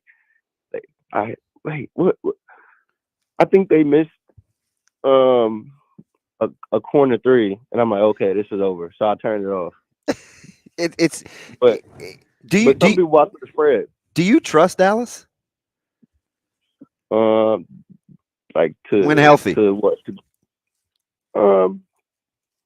I think they're a good team, but I've been on record saying I don't think this is their year. I think the fact that they got Kyrie gives them the opportunity to do something long term. I think they just don't have the complete team I think they need, because defense was always a problem for them. They got the second option they need now for the future, but and they could probably make some noise in the playoffs, maybe win a series, maybe even 2. I don't know, but yeah, this isn't the year, I don't think. But the future is bright for sure. Do you like Dylan Brooks? No. Does anybody? This dude, I was looking yesterday. This dude cut, man. Like, I don't even. You know what? Let me not get on him. He has the most nutty haircut I've ever seen. I mean, bro's taper is like to his brain. It's wow. DB. I'm done. No, and he's a. Like, I can't think of one skill he has that makes me think like, yeah, I really like his game. I mean, he's a good defender at his best, but man, he makes it hard to root for him, man. Joel, how much? Listen, 3 of the 16 teams are from the Big East, and I think all of them in their own right, whether Xavier's offense, UConn's depth, or Creighton's prowess to score the basketball when they get going, plus their defense, you could make a case for any of them. Did you see this coming? I always thought the top of the league was among the best. And they lost Marquette to a hot Michigan State team. That's what I didn't see coming. I thought it would be Marquette instead of Xavier, if I'm being honest. I think Xavier definitely dodged a bullet or two. Well, they ran through Pitt, but Kennesaw State definitely gave them a scare. And with the way Xavier plays, especially without having Fremantle, like, you know, they're just trying to outscore teams. I don't like them defensively at all. Yeah, they just want to outscore teams. I thought they would be done by now. But Marquette, I didn't even get to watch that game because it was like on the same time Creighton was about to play. So I couldn't even tell you where they went wrong. But good God, man, I thought Marquette would go further than what they did. And they still had a good season. But all in all, I think the top of the league, everybody saw how good they were throughout the year. Now, you can't speak for lower than that. Can't speak for, you know, Seton Hall, St. John's, all that. But the top 5 or so was always good. They always had a chance. Joel, focusing in on the hometown team, you know, lofty preseason goals are finally coming to fruition, you could probably say. Now that Creighton's in the Sweet 16, is it safe to say we are who we thought they were? Yeah, I think so. It's hard not to. I mean, Sweet 16 is as far as they've gotten. So it's hard at this point to say this is an unsuccessful season. They did what they What they, I mean, I know they were saying Final Four ahead of the season, but they've taken this thing as far as any team here has. So it's hard to knock them now. And, you know, a game against Princeton, I know Princeton has beaten teams it shouldn't. I mean, geez, Arizona, man, I had Arizona going stupid far. So been there, done that. Princeton, yeah, Princeton is no pushover, but it's looking like they have a chance to be in the Elite Eight, which would obviously be a wildly successful season for them. Now from there, I don't know. I mean, Bama's a good team, but Elite Eight, that's nothing to scoff at. That would be your best finish in program history. The way they looked against Baylor, the way they, I don't want to say dominated Baylor, but they did. They led from start to finish. And as good as they looked in that game is probably as good as they looked all year, dating back to even Maui. So yes, right now, I think they are who we thought they were. So Baylor's defensive efficiency is atrocious, right? No real answers from, you know, Thachua trying to get back and Flotan, but just too small. I think it's pretty underappreciated, Joel. I know Kalkbrenner's got good size and we get the rolls to the rim. And I think the last couple of 2 or 3 weeks, his willingness to go up and get balls above the rim is underappreciated. I think it takes some courage. I mean, they're just getting it close, and he's finding a way to play through contact. I think his toughness has gotten maybe tough. I hate saying that because not that guys aren't tough, but the level in which he's willing to put his body on the line the last 2-3 weeks, for my opinion, has been pretty impressive.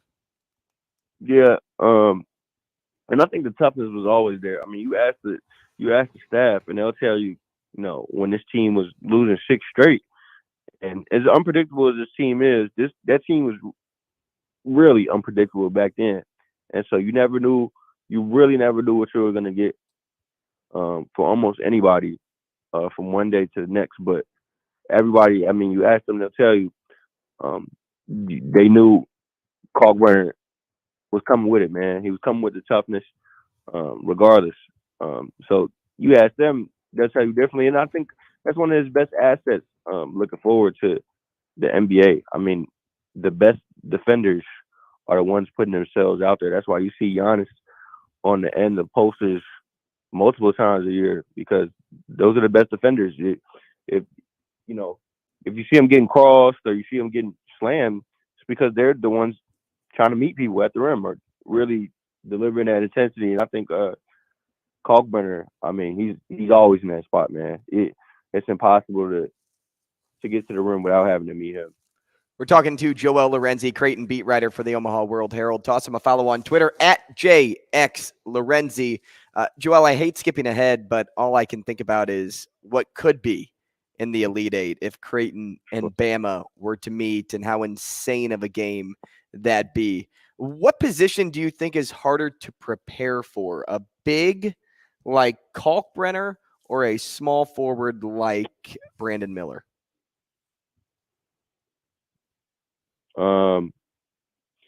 I think in this scenario, I think Brandon Miller. I don't mean in general. Usually I'd probably say the big. But I think in this scenario, Brandon Miller, only because he's a top 5 player in college basketball. Right now, I don't think Kalkbrenner is super far off. I think he's top 15 the way he's playing right now. But Brandon Miller, man, that's an NBA player, probably top 2 pick. The things he does, how the handle at his size, real problem for Creighton defensively. Like, you probably want to put Kaluma on him. Baylor Hyman did a great job on defense the other night, but I don't think you could put him on Brandon Miller. I mean, geez. Kaluma, it probably has to be Kaluma, and it's like, then you just have to hope and pray Kaluma maybe has his best night of the season. But, you know, they've gotten off these past few games letting one guy, you know, do their thing.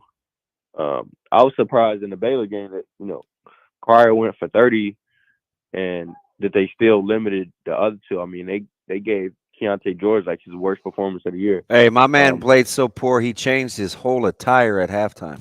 He lost the arm sleeve, the tights. He was like, "Yeah, It be like that though, man." It ain't working. Hey, Yeah, but go ahead. Go ahead. I was going to ask you, fact or fiction? Creighton's reputation as shooters helps the fact that even though they aren't making shots, you're thinking you need to guard them from distance. Oh, of course. Fact, this is the thing, because even their misses help them out. Even though I know Shireman sometimes drives people crazy. Sure, I think these games would look a lot different if people didn't feel threatened by their shot making. I mean, they would have way less space. Kalkbrenner wouldn't be able to have games like the 31 he had. They just stretched the floor out, man, regardless, bro. I mean, they went 3 for 20 that game, and Kalkbrenner still had the space to go for 31. So that should tell you everything. But it's strange because even at the high school level, like I'll see these scouts, like there's a couple high schools in particular. Like I know if you're shooting less than 33% from three, they're not guarding you. Like, and I get it, high school is different, but you would think the attention to detail and scout, they'd be like, hey, listen, I know he's at 27 feet, whomever it is. We don't need to help. Like, stay attached or don't or what, however you want to play it. But at some point, make or missing should matter. It just doesn't seem to because of their reputation. And what it is they're capable of, like you saw it in that NC State game.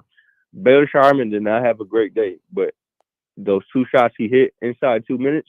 Hurt, man. Yeah. Those shots hurt.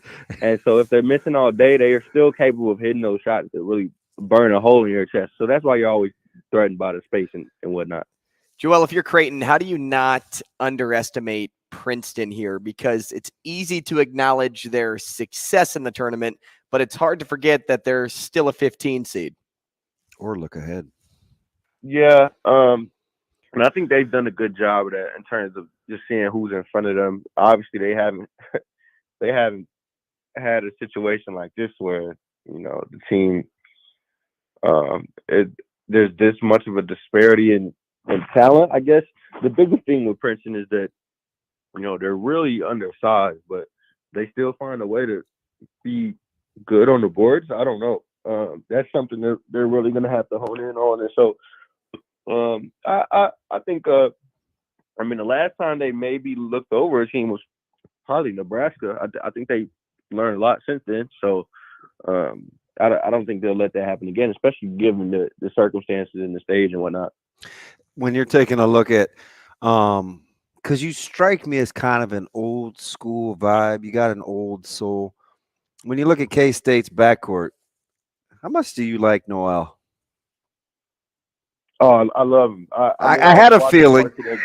I was watching parts of that game. I'm like, geez, he's cooking them. Like, this is crazy. Like, I don't even remember. I think it was right before the end of the first half. I can't remember it. But they tried to Cal was trying to trap, and they tried to send a trap real high, and he just split it. Come here, then threw the no look lob. I was like, oh my gosh, he's doing this on national TV. Yeah, on this stage. I mean, fearless. Yeah, no, he's great, and I think I seen somebody ask who would be the better pro between him or Drew Timme, and I gave it a look, man. I don't know. I mean, he's damn good. There's room for him at the next level. 5'5", 9.5", undersized, elite ball handler. He turns it over versus 6'8", but plays below the rim. Excellent footwork, efficient. I get the debate because there's things to like and not like about each. Yeah, that's a fantastic debate, actually. Yeah, it is. It is, and I think I like Marquise, if I'm being honest. I think there's a small margin for error for him at the next level, but I think this, like you said, the things you like, I think outweigh what you don't like for him. He'd never be able to start, I don't think, because defensively, he can only run with certain lineups, I think.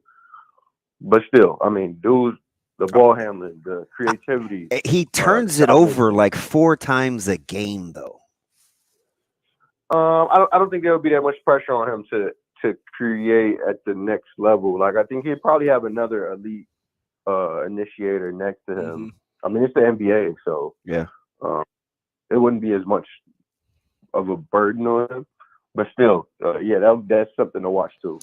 I don't know how much you had a chance to watch him, but it's this weird thing, and I think it was because we talked to their play-by-play a couple of times in the last 2 months, and Will teaming at Michigan State, and I watched the Big Ten a ton, and they weren't real healthy, and they were kind of piecemealing the lineups, and then I'm like, shoot, it's almost March. I should pencil Izzo in. But I always kind of felt that Michigan State had a next level in them. Is that your favorite matchup of this next round, or do you like something else with Michigan State, K-State? If I'm being honest, I got to look at the rest of the bracket. I couldn't even tell you who's. I've been so locked in on the South region. It's like I couldn't tell you who. And I didn't make a bracket this year. Let me tell you, DB, I hate making brackets so much. I remember when I was in high school. Shout out Whitney Young. When I was in high school, the school had like this bracket group going, and this lady, she won the bracket group. I think I don't remember.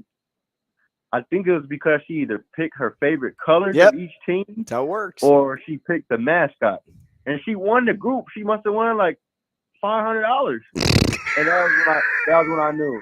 I don't want to ever make a bracket ever again, because you know what it is. People will see that you watch this game all year, and then we overthink it. A better bracket than you somehow, and they're like, oh yeah, expert. Like I seen they were cooking Jay Billis because he picked Arizona to win it all, and they cooked him. They were in the comments cooking him. I'm like, man, I'm never making a bracket. Hey, I made 16, so I made up for you. Jesus Christ. Yeah, that's just hey, too he much. Didn't make a bracket. It was me. That's just too. I told him. I said, don't admit that out loud. He's like, hey, man, I'm proud of that. I was like, what? That's what I do. Who does that? That's what I do. But I'll tell you what, Joel, I will add exactly to what you said. In my family pool, okay, my mom doesn't watch college basketball. My sisters don't watch college basketball. My dad and my brother kind of watch college basketball. They don't watch it like I do. And I am in second to last right now in the family bracket. Second to last. So it does go to show that picking mascots, your favorite team, or hey, my best friend went to college there, does matter when you get to March Madness. Real world. It's a new stat. It's like LeBron or Raptor or something. It's a new advanced stat that they got to get rid of. I hate it. It makes me look dumb. That's crazy. I've been in my feelings the last couple of days, so I haven't left the house. And yesterday, Cleveland, Toronto from 2005 was on, where LeBron goes for 56, but Jalen Rose goes bananas. And he mentioned the Cavs and the Raptors in the same sentence. Weird. Let me land the plane on this one, though, Joel. Xavier in Texas. We've been critical of Xavier. We talked about it, their lack of defense. A lot of people think Texas is Final Four national championship caliber worthy. What's the winning team's total in that one? I know it's something in the 70s. Will you go as far as to say it's something in the 80s? No, I think 72. Yes, it done. And it's Texas. Texas, I think, has lost one game under Rodney Terry. Really well coached group. Defensive hounds. God, their depth. Ooh. Yeah. I mean, dude, they got dudes down the line. Their backcourt's great. Dylan DeSue went off the other night. Serge Rice is probably like the best sixth man in the country. I called them overrated a few weeks ago because I think the people that like them really like them. Like think they're like the Baylor team from 2 years ago. But they're still good. They're really damn good. And I think they're not gonna crush Xavier. But it'll be Xavier's time for sure to go to glory. Man, Joel, we talked about depth earlier on in the show, and I hear people around the country constantly say this Creighton team has no depth. Yet us folks at the beginning of the season talked about how much depth they actually had. And all that aside, though, it seems like the best teams, and Texas has good depth. Texas and UConn. They're kind of the outcasts to this scenario. But the best teams stick to 6-7 deep anyway. So do you find at this stage that depth is overrated or underrated? It's not overrated. I think Creighton's depth has just find a way to stand out. Just found a way to stand out. I think they don't foul, so that helps. Mm-hmm. Yeah, you would think without Mason Miller that they would have had a harder time last game, but Farabello had his best game of the season. He took a heat check. That's how you know Farabello was going well. Yeah, and he hit the 3 biggest shots of his Creighton career. So he gave them a lift. Fred King didn't score when he came in, but he wasn't a negative in his minutes, I don't think. And so, yeah, I don't think it's overrated at all. I just think they're just found a way to, still be relatively impactful. I know damn well they miss Mason for sure, and that's part of their depth. Just so no, because Texas is probably going to go far, and it'll be because of their depth. So I don't want to say it's overrated. Yeah, that's funny. But speaking of Frederick King, just lets me know how good Matt can be with a dry erase board and a marker. How about the play they drew up for King out of the timeout without Kalk on the floor? If he makes that catch, that's an easy 2 points out of the timeout for a reserve. Yeah, very true, very true. Still working on those hands, though. And now that I think about it, you guys call Texas and UConn outcasts for their depth. But we could call Creighton outcasts too for how good their starting lineup is. I don't think. I look across the board. I have to look at the field, but I have to think off the top of my head. They got a top 2 starting lineup in the whole thing. Yeah, I'll give you a sneaky one before we get out of here because you usually. I'm gonna give you some credit. You low key kind of call your shot. You set the line a couple of weeks ago with Xavier and UConn and Creighton. You thought the wrong team was favored. You liked Villanova and the tight game, and they drove Creighton. And you said, I'm not a gambling man, but keep an eye on San Diego State. They can't score enough, I don't think, to beat Bama, but they will guard, touch. They will make life miserable for Alabama. That's another team that plays with depth. That I think is a little overlooked. Yeah, they should give Bama a run for that money. Somebody has to, right? At some point, you got to think it's going to be Creighton next round. I'm telling you, San Diego State won't back down though. Hey, but you talking about calling my shot? I've talked about Houston all year. I think they got. Hey, they got some help. How about Sasser getting help now? They got a chance, man. And Sasser went off in that game against Auburn and shot the damn skin off the ball, man. Joel, appreciate you, man. We'll talk next week. Yes, sir. Take it or leave it next. Rogers and Benning will be back in 5 minutes.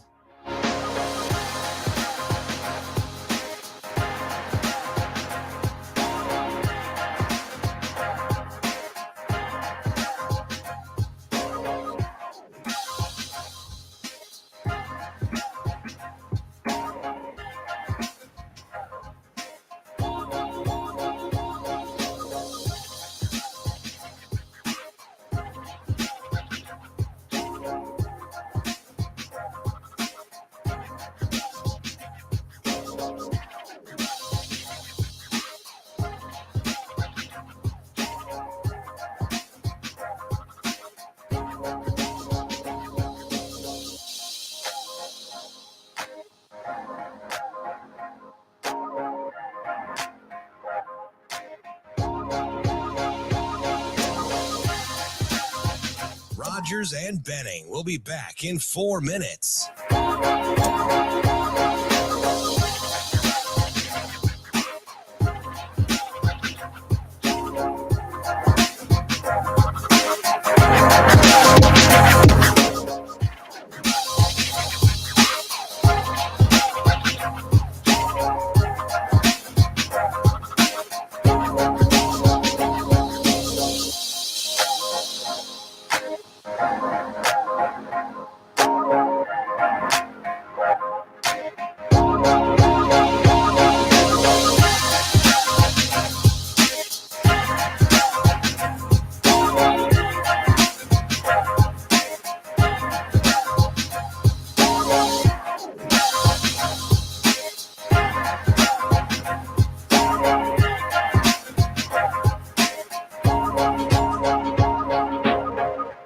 Rogers and Benning will be back in 3 minutes.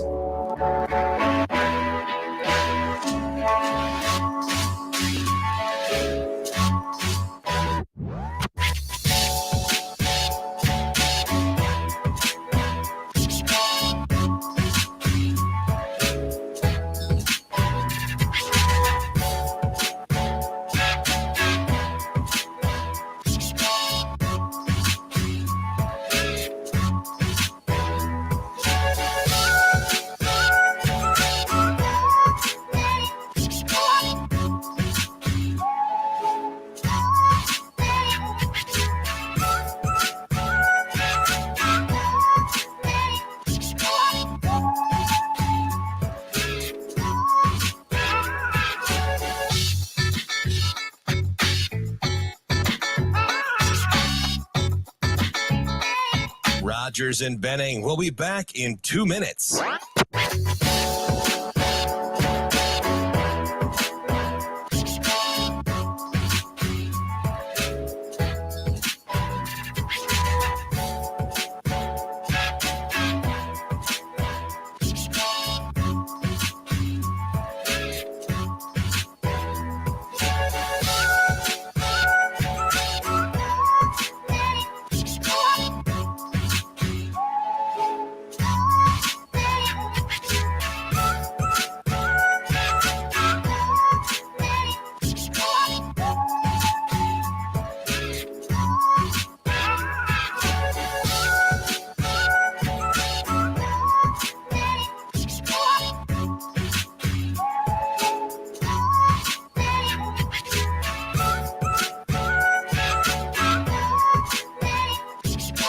Rogers and Benning will be back in 1 minute.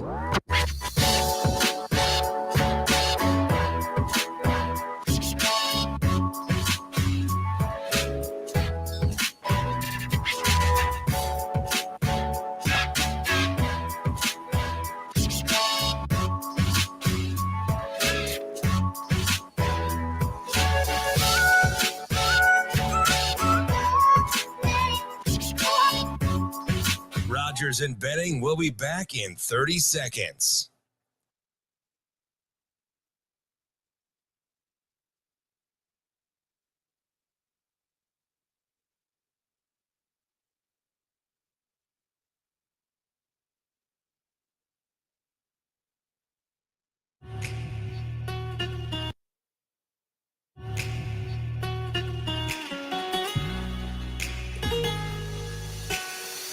Coffee and Cream with Rogers and Benning on Hail Varsity Radio.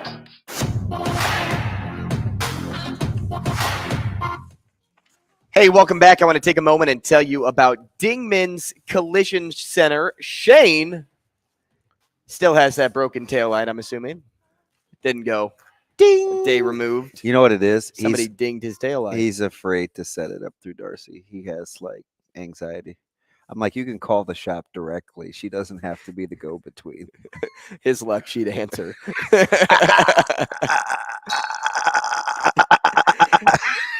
So if you have a car issue and you're afraid to call, you can also book online by going to dingmans.com to get an estimate, Shane. So there are other resources there. And they work on all makes and models. I know it says Fords to Teslas, but they also work on your little blue guy out there. Well, So what is when that? you're in- A Tiburon? Shane, what is that again? Tiburon? Well, it's your favorite kind of animal. What's that? A tiger? Tiburon is our sharks. Wait. Is that a shark or is that the location in where they swim? Like the tips? Wow, you'd think I would know that, but I don't. You are a shark guy. I am. It is a shark, Um, but is it the region or I think it's the region that they migrate, not. It's also a golf course. It Great is place. in town. Well, that's a safe bet. It is a golf course. Shane, I'm gonna go out. Tiburon Toro, aka bull shark. So what is it? Spanish for bull shark? Yeah. So I was gonna say, like, I don't think that's what they're called. I mean, Well, we are using a variety of languages on the show today, and Shane's been all about. why are you getting him started again? I still want to know what that means. You know what I mean? Well- and I was gonna ask Asian Wyatt, but he's Korean and not Japanese. What? Is that wrong? Well, Africans don't speak the same, or African Americans don't speak the same dialect as Africans. So you think it would Not be okay for me to ask you what? someone else is like saying? DB, that's Swahili. What does that mean? I'd look at you and I'd be like, I have no idea. Why are you asking me? And I don't want Wyatt to say that to me. It's okay. I think well, you'll know if I'm at work tomorrow or not. Take it or leave it. That's okay. Yeah, all of a sudden I'm not here tomorrow. You know, it probably wasn't okay. Shane, you got some take it or leave it questions over there. Let's do it. So does that mean I need to speak now? Or forever hold your peace? At least you don't have to write anything down. Do I have to write anything down? on this? You don't have the right to remain My silent in this stomach game. is doing cartwheels. I feel like trash. Really? Yes. Is it that drink again? I haven't eaten. Maybe it's that. Yeah, I don't trust it. I've been big into apple cinnamon Cheerios lately. You should have a Dr. Pepper, strawberry, and cream. That'll Dude keep your bought stomach right. family size Apple Jacks. Yes, he did. Shane, what that box run you for the family size Apple Probably Jack? like $3.60. I'm gonna guess $4.99. I don't know. I get it at Menards. They don't have too much of a. Was it on sale? They don't have too big of a cereal selection. You're buying so- cereal at Menards too? Yeah, darn straight. Darn straight. Hey, was it on sale? I don't think so. Oh, dude. Then you don't buy name brand cereal when it's not on sale. Take it or leave it. You buy name brand cereal when it's not on sale. I'll leave it. Yeah. Definitely leaving that one. I mean, dude, cereal's so expensive. I bet his box, because it wasn't on sale, over $5. We No have question. we have 4 boxes currently at the house, and they were all. One was 3 for $5, so I know that's why I got 3 of them at a time. Family-sized Apple Jacks at Walmart is $5. Yeah, it's extortion. I think it was like $3.48 or something like that. No way. Yeah. And it was on sale. It made sense. The reason why I was probably screaming that when I was running out. It is $4.48 at Menards. Yeah, he's So it not went up a little 348, bit. 448. Next question. Take it or leave it. All right, we'll start for serious here. Take it or leave it. What's Neither wrong the with Bucks nor the Celtics will be the team that comes out of the Eastern Conference. 2 top teams in the East. Definitely leaving it. Definitely leaving it. I will leave it as well. One of those 2 teams will come out of the It's East. going to be the Celtics. It's a good team. Like Joel Lorenzi said, depth is not overrated. They come at you in waves. All right, take it or leave it. If they made a horror movie on this Super Bowl, Jackson Mahomes would be the first one to die. Is he minority? Can I say that? I'm thinking more from the stance of, hey, he's annoying and you want the annoying one to go. Depends. Would he be under the bed or in the closet? Yeah, probably so. I'll take it. It's family. We talked about family like for the first hour of the show. We'd still have to have some speaks. Yeah. Hey, come here, bro. Like, you Can't be represent doing the that. name. You gotta calm it down. Right. But then again, you did catch his dad walking out of the game after they won, and my man was getting ready to blaze up. So maybe it's just a little Give and take. Yeah, it's a little loose. Hey, know your role. Yeah, a little loosey goosey. And he is the patriarch, so maybe it's just a little loosey goosey. No, he's dying. Yeah, for sure. Under the bed. Under the bed. At least he's hiding there in a horror movie. That's a win for me. Not the closet. Take it or leave it. Would you rather be spit on? Be spit on than a first 4 out team. I had to read this slowly How come he can't read? I used to always tell him he's got to practice the questions. I had to read that one really slowly, so I didn't say something just out of whack there, like normal. Like So what's something about the real question when it's not on 33 speed? take it or leave it. You'd rather be spit on than a first 4 out team. So you'd rather be spit on? Yeah, I'm taking the latter. Like, or a first 4 out team? Yeah, it's not. If I'm not a first 4 out team and I get spit on, am I in the tournament? Dude, you're not spitting on me. I'll take it if I'm in the tournament. I'll take it like a man. What's wrong with you? Not a chance. If somebody spit on me, I wouldn't be happy about it, but at least I'm in the tournament and not playing golf in North Carolina. Wow. They got nice courses in Chapel Hill?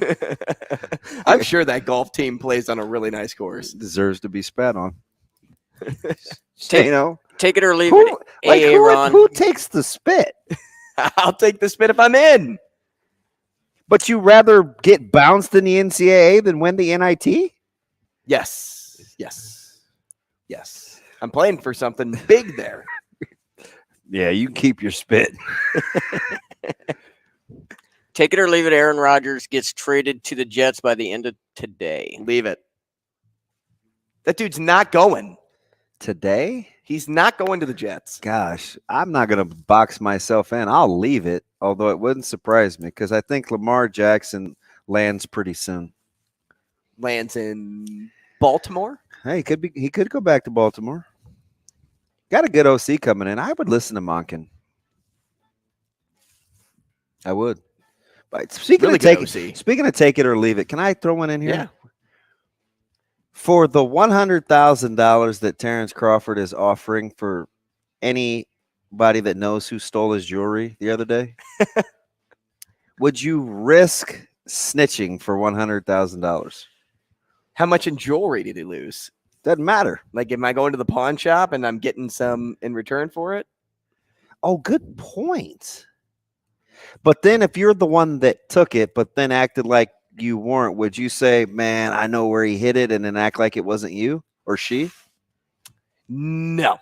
Would you risk being caught as the tattletale for $100K? I would.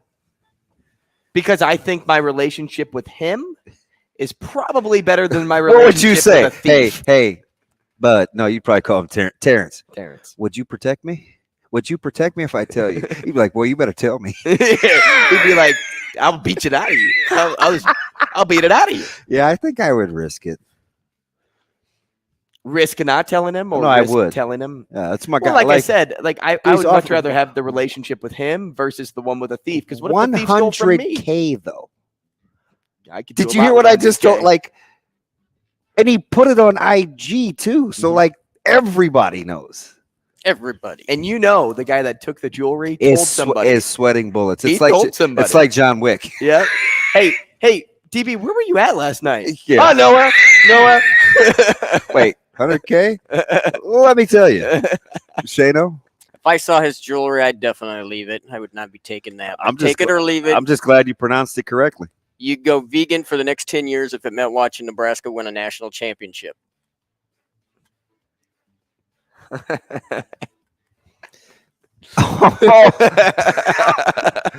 Wow, you may have got me on this one. Man, do you know how hard that'd be? Because I don't think I'd go back if I went vegan for 10 years. 10 years with no real meat? I'm leaving it. I couldn't go vegan. Can I hold through the break? Sure. I'll figure it out. For a national championship?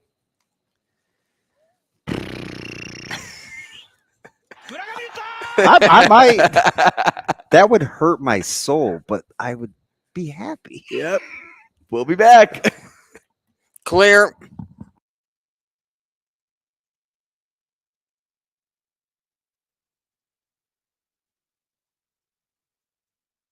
Rogers and Benning will be back in 4 minutes.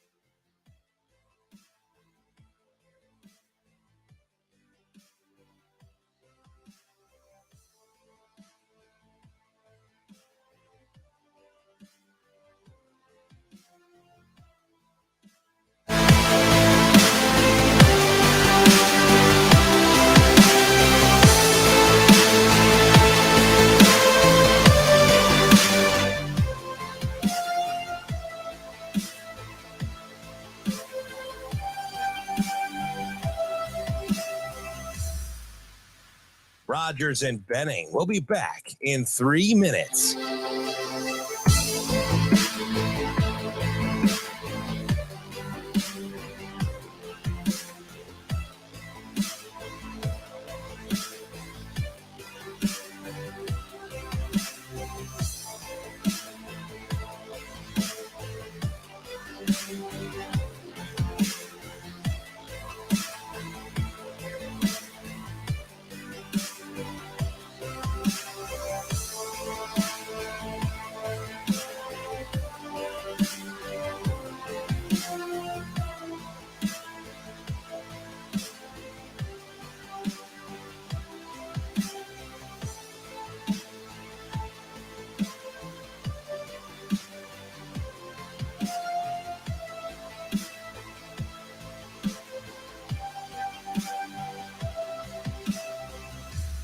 Rogers and Benning will be back in 2 minutes.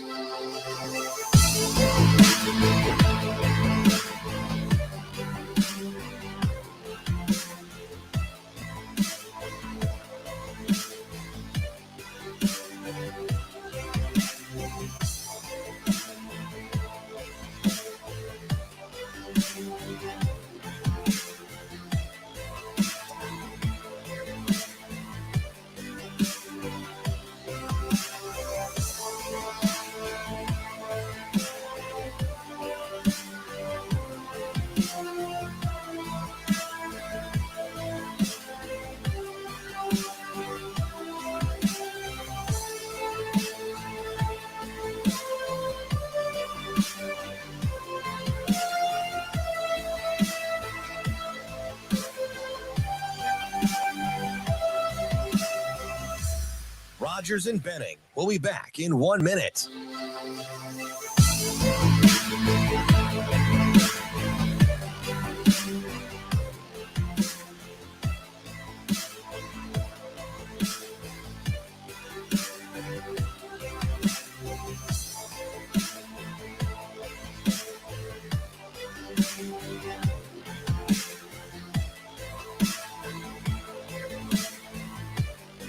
Rogers and Benning will be back in 30 seconds.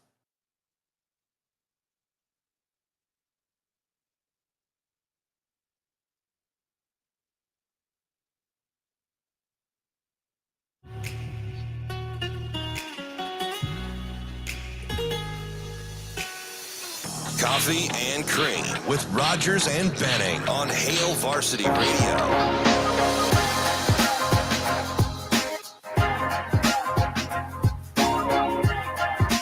Welcome back to the show, 888-638-4876. If you'd like to get involved at any time, it's Coffee and Cream in the Morning on Hail Varsity Radio, powered by Currency. After that last Take It or Leave It segment, I think I need to go home and, well, what do I need to do, DB? Maybe get an Acres Ale out of the fridge.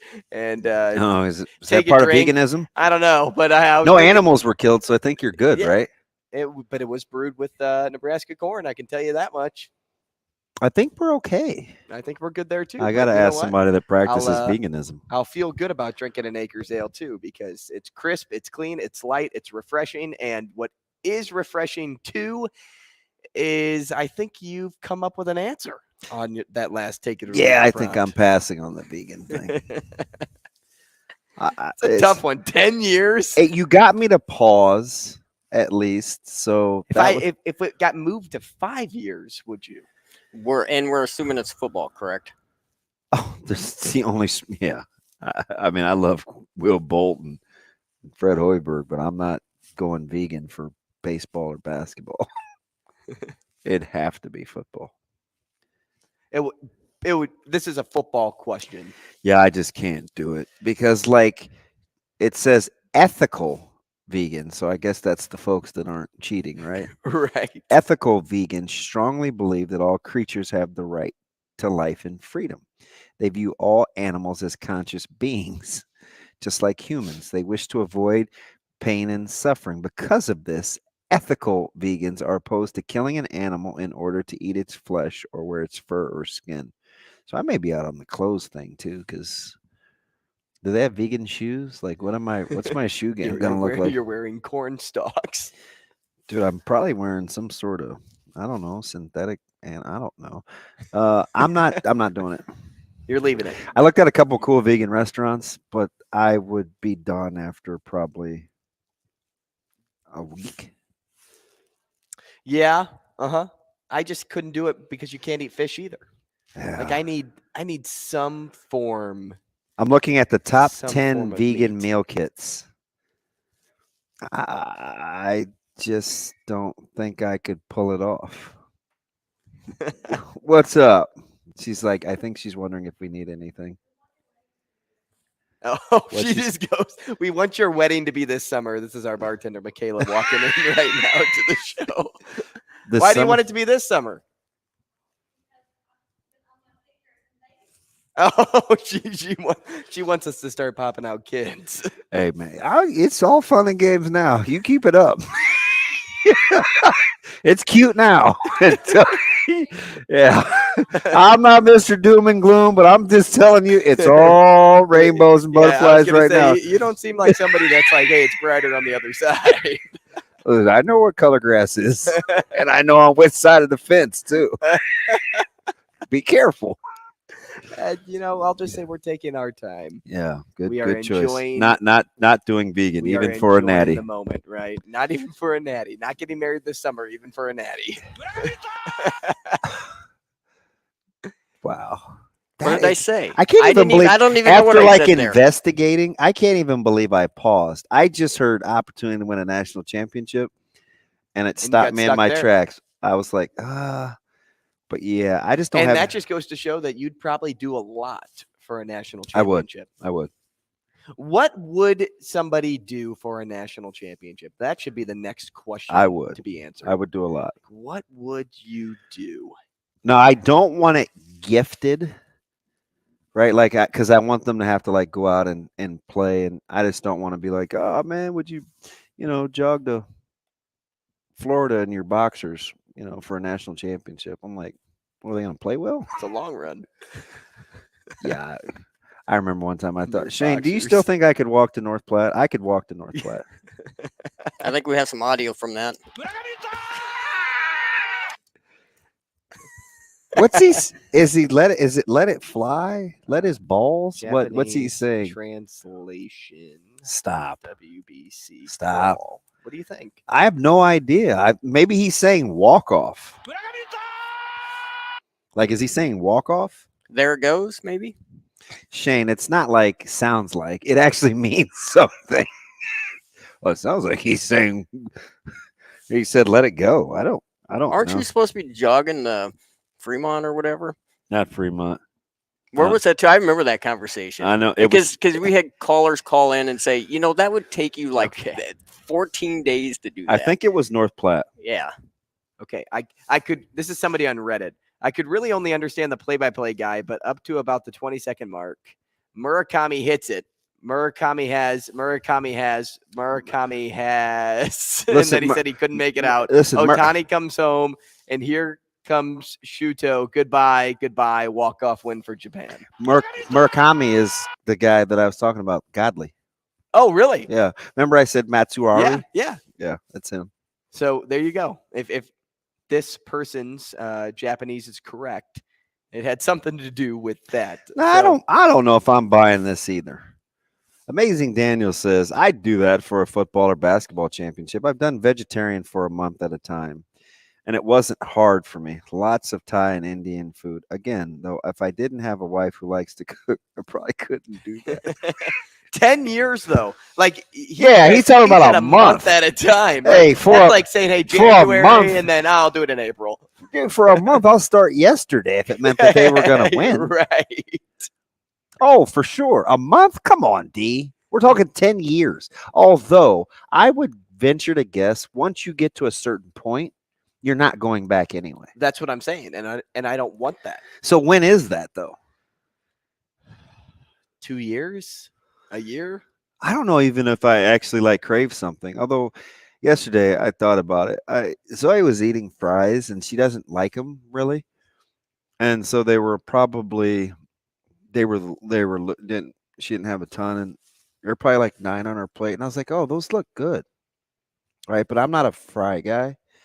And I ate one, and I was like, they're okay, but not good enough for a splurge.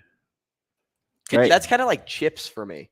Like, I think the same thing about a bag of chips. If I'm like, I'm at the store, I'm like, I'm not buying chips. But then all of a sudden, like, I'm like, one day, I'm like, oh, I'll have a few chips. And then if I do start eating chips, I'll eat them. Yeah. But I don't ever think when I'm sitting on my couch watching. Yeah, them, those like, things hey, I that are want just chips. like in your sight line, like you don't crave. Like my go-to chip would either be, and it's weird because they taste the same, but would either be Munchos. Munchies? Munchos. So that Munchos. Yeah, you gotta. So kind of, they're not hard to find, but they're not popular. Oh yeah, I've seen these. Okay. Or Poppables. And they always have the $2 only. Yeah, I like Poppables are awesome. Poppables are. I've never had those either. They taste like the sea salt veggie straws, at least the yellow ones, not the Oh, salt the and Lay's- vinegar. the Lay's chips. They're like, Mhm. and I think Munchos and Poppables taste a lot alike. But that's. I'm a Cool Ranch Dorito guy. See, I don't even get into it like that. Now, I'd like a tougher question would be like, for a national championship, could I give up, like tomorrow? Like, could I give up cheese? For 10 years or forever? I just don't think I could. Ice cream is my guilty pleasure. So if you asked me, could you give up ice cream for 10 years? See, do you know? I think No I way. think ice cream. It's just funny. Like I think it's incredibly overrated. It's my favorite. It is my favorite thing. Yeah, I probably have ice cream every night. I just don't remember like, ooh, I have a craving for, and then fill in the blank. Like that typically doesn't happen to me. Like it's not like I say, ooh, today I need a steak, or today even all the things I like. Today I need lamb chops. I have to see it, and then that prompts it. I don't know if I get the urge to want something. And if you're hungry shopping at the store, it's easy Listen, to see it. I'm old. I don't do that. Well, so I did that last week, and I was talking to the guy at the register. Really nice guy over at Family Fair. Probiotic. Shout out And, First Form. There you go. Oh, man. Yeah, I hope you're not feeling like too queasy.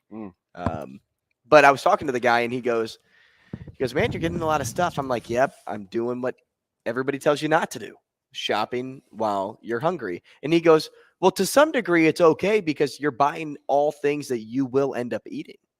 And that's kind of what I thought. I'm like, Nebraska. I'm like, man, to some degree, I get that because I'm not just buying things and I'm like, ew, I'm not going to eat this. Hey, no, I'm going to end up eating this. Speaking of what you wouldn't want to do for a championship eating, does Coach Rule change the coach you're predicting plays in the postseason first? Okay, say that one more time. Does the arrival of Coach Rule change about who's playing in a meaningful postseason first? Coach Hoiberg, Coach Bolt. Yes. Coach, he does? So even though they would have to, at minimum, double their statistical output. Right. Which is going much further than, let's say, baseball, who's played in a regional. Right. I think yes. Really? And maybe it's a little biased because you love Coach Rule. I'm a big Coach Rule fan. Not to say that I'm not a Coach Bolt fan. And it's weird we just skipped over basketball. Because I bet you if you ask Daniel, he'd take a national championship in basketball before he would football. Well, we haven't had one. Right. He's weird, so he'd say something like that. Well, and basketball, I think, is just so much harder in this league. The Big Ten is just so difficult. Are you not watching Princeton? I am watching Princeton. Are you not like really? Yes. The Ivy League, although is not too hard. But still, you only need 5 guys. Just ask Creighton. Yeah. Allegedly. We'll watch them on Friday, right? Yeah. We'll see you tomorrow.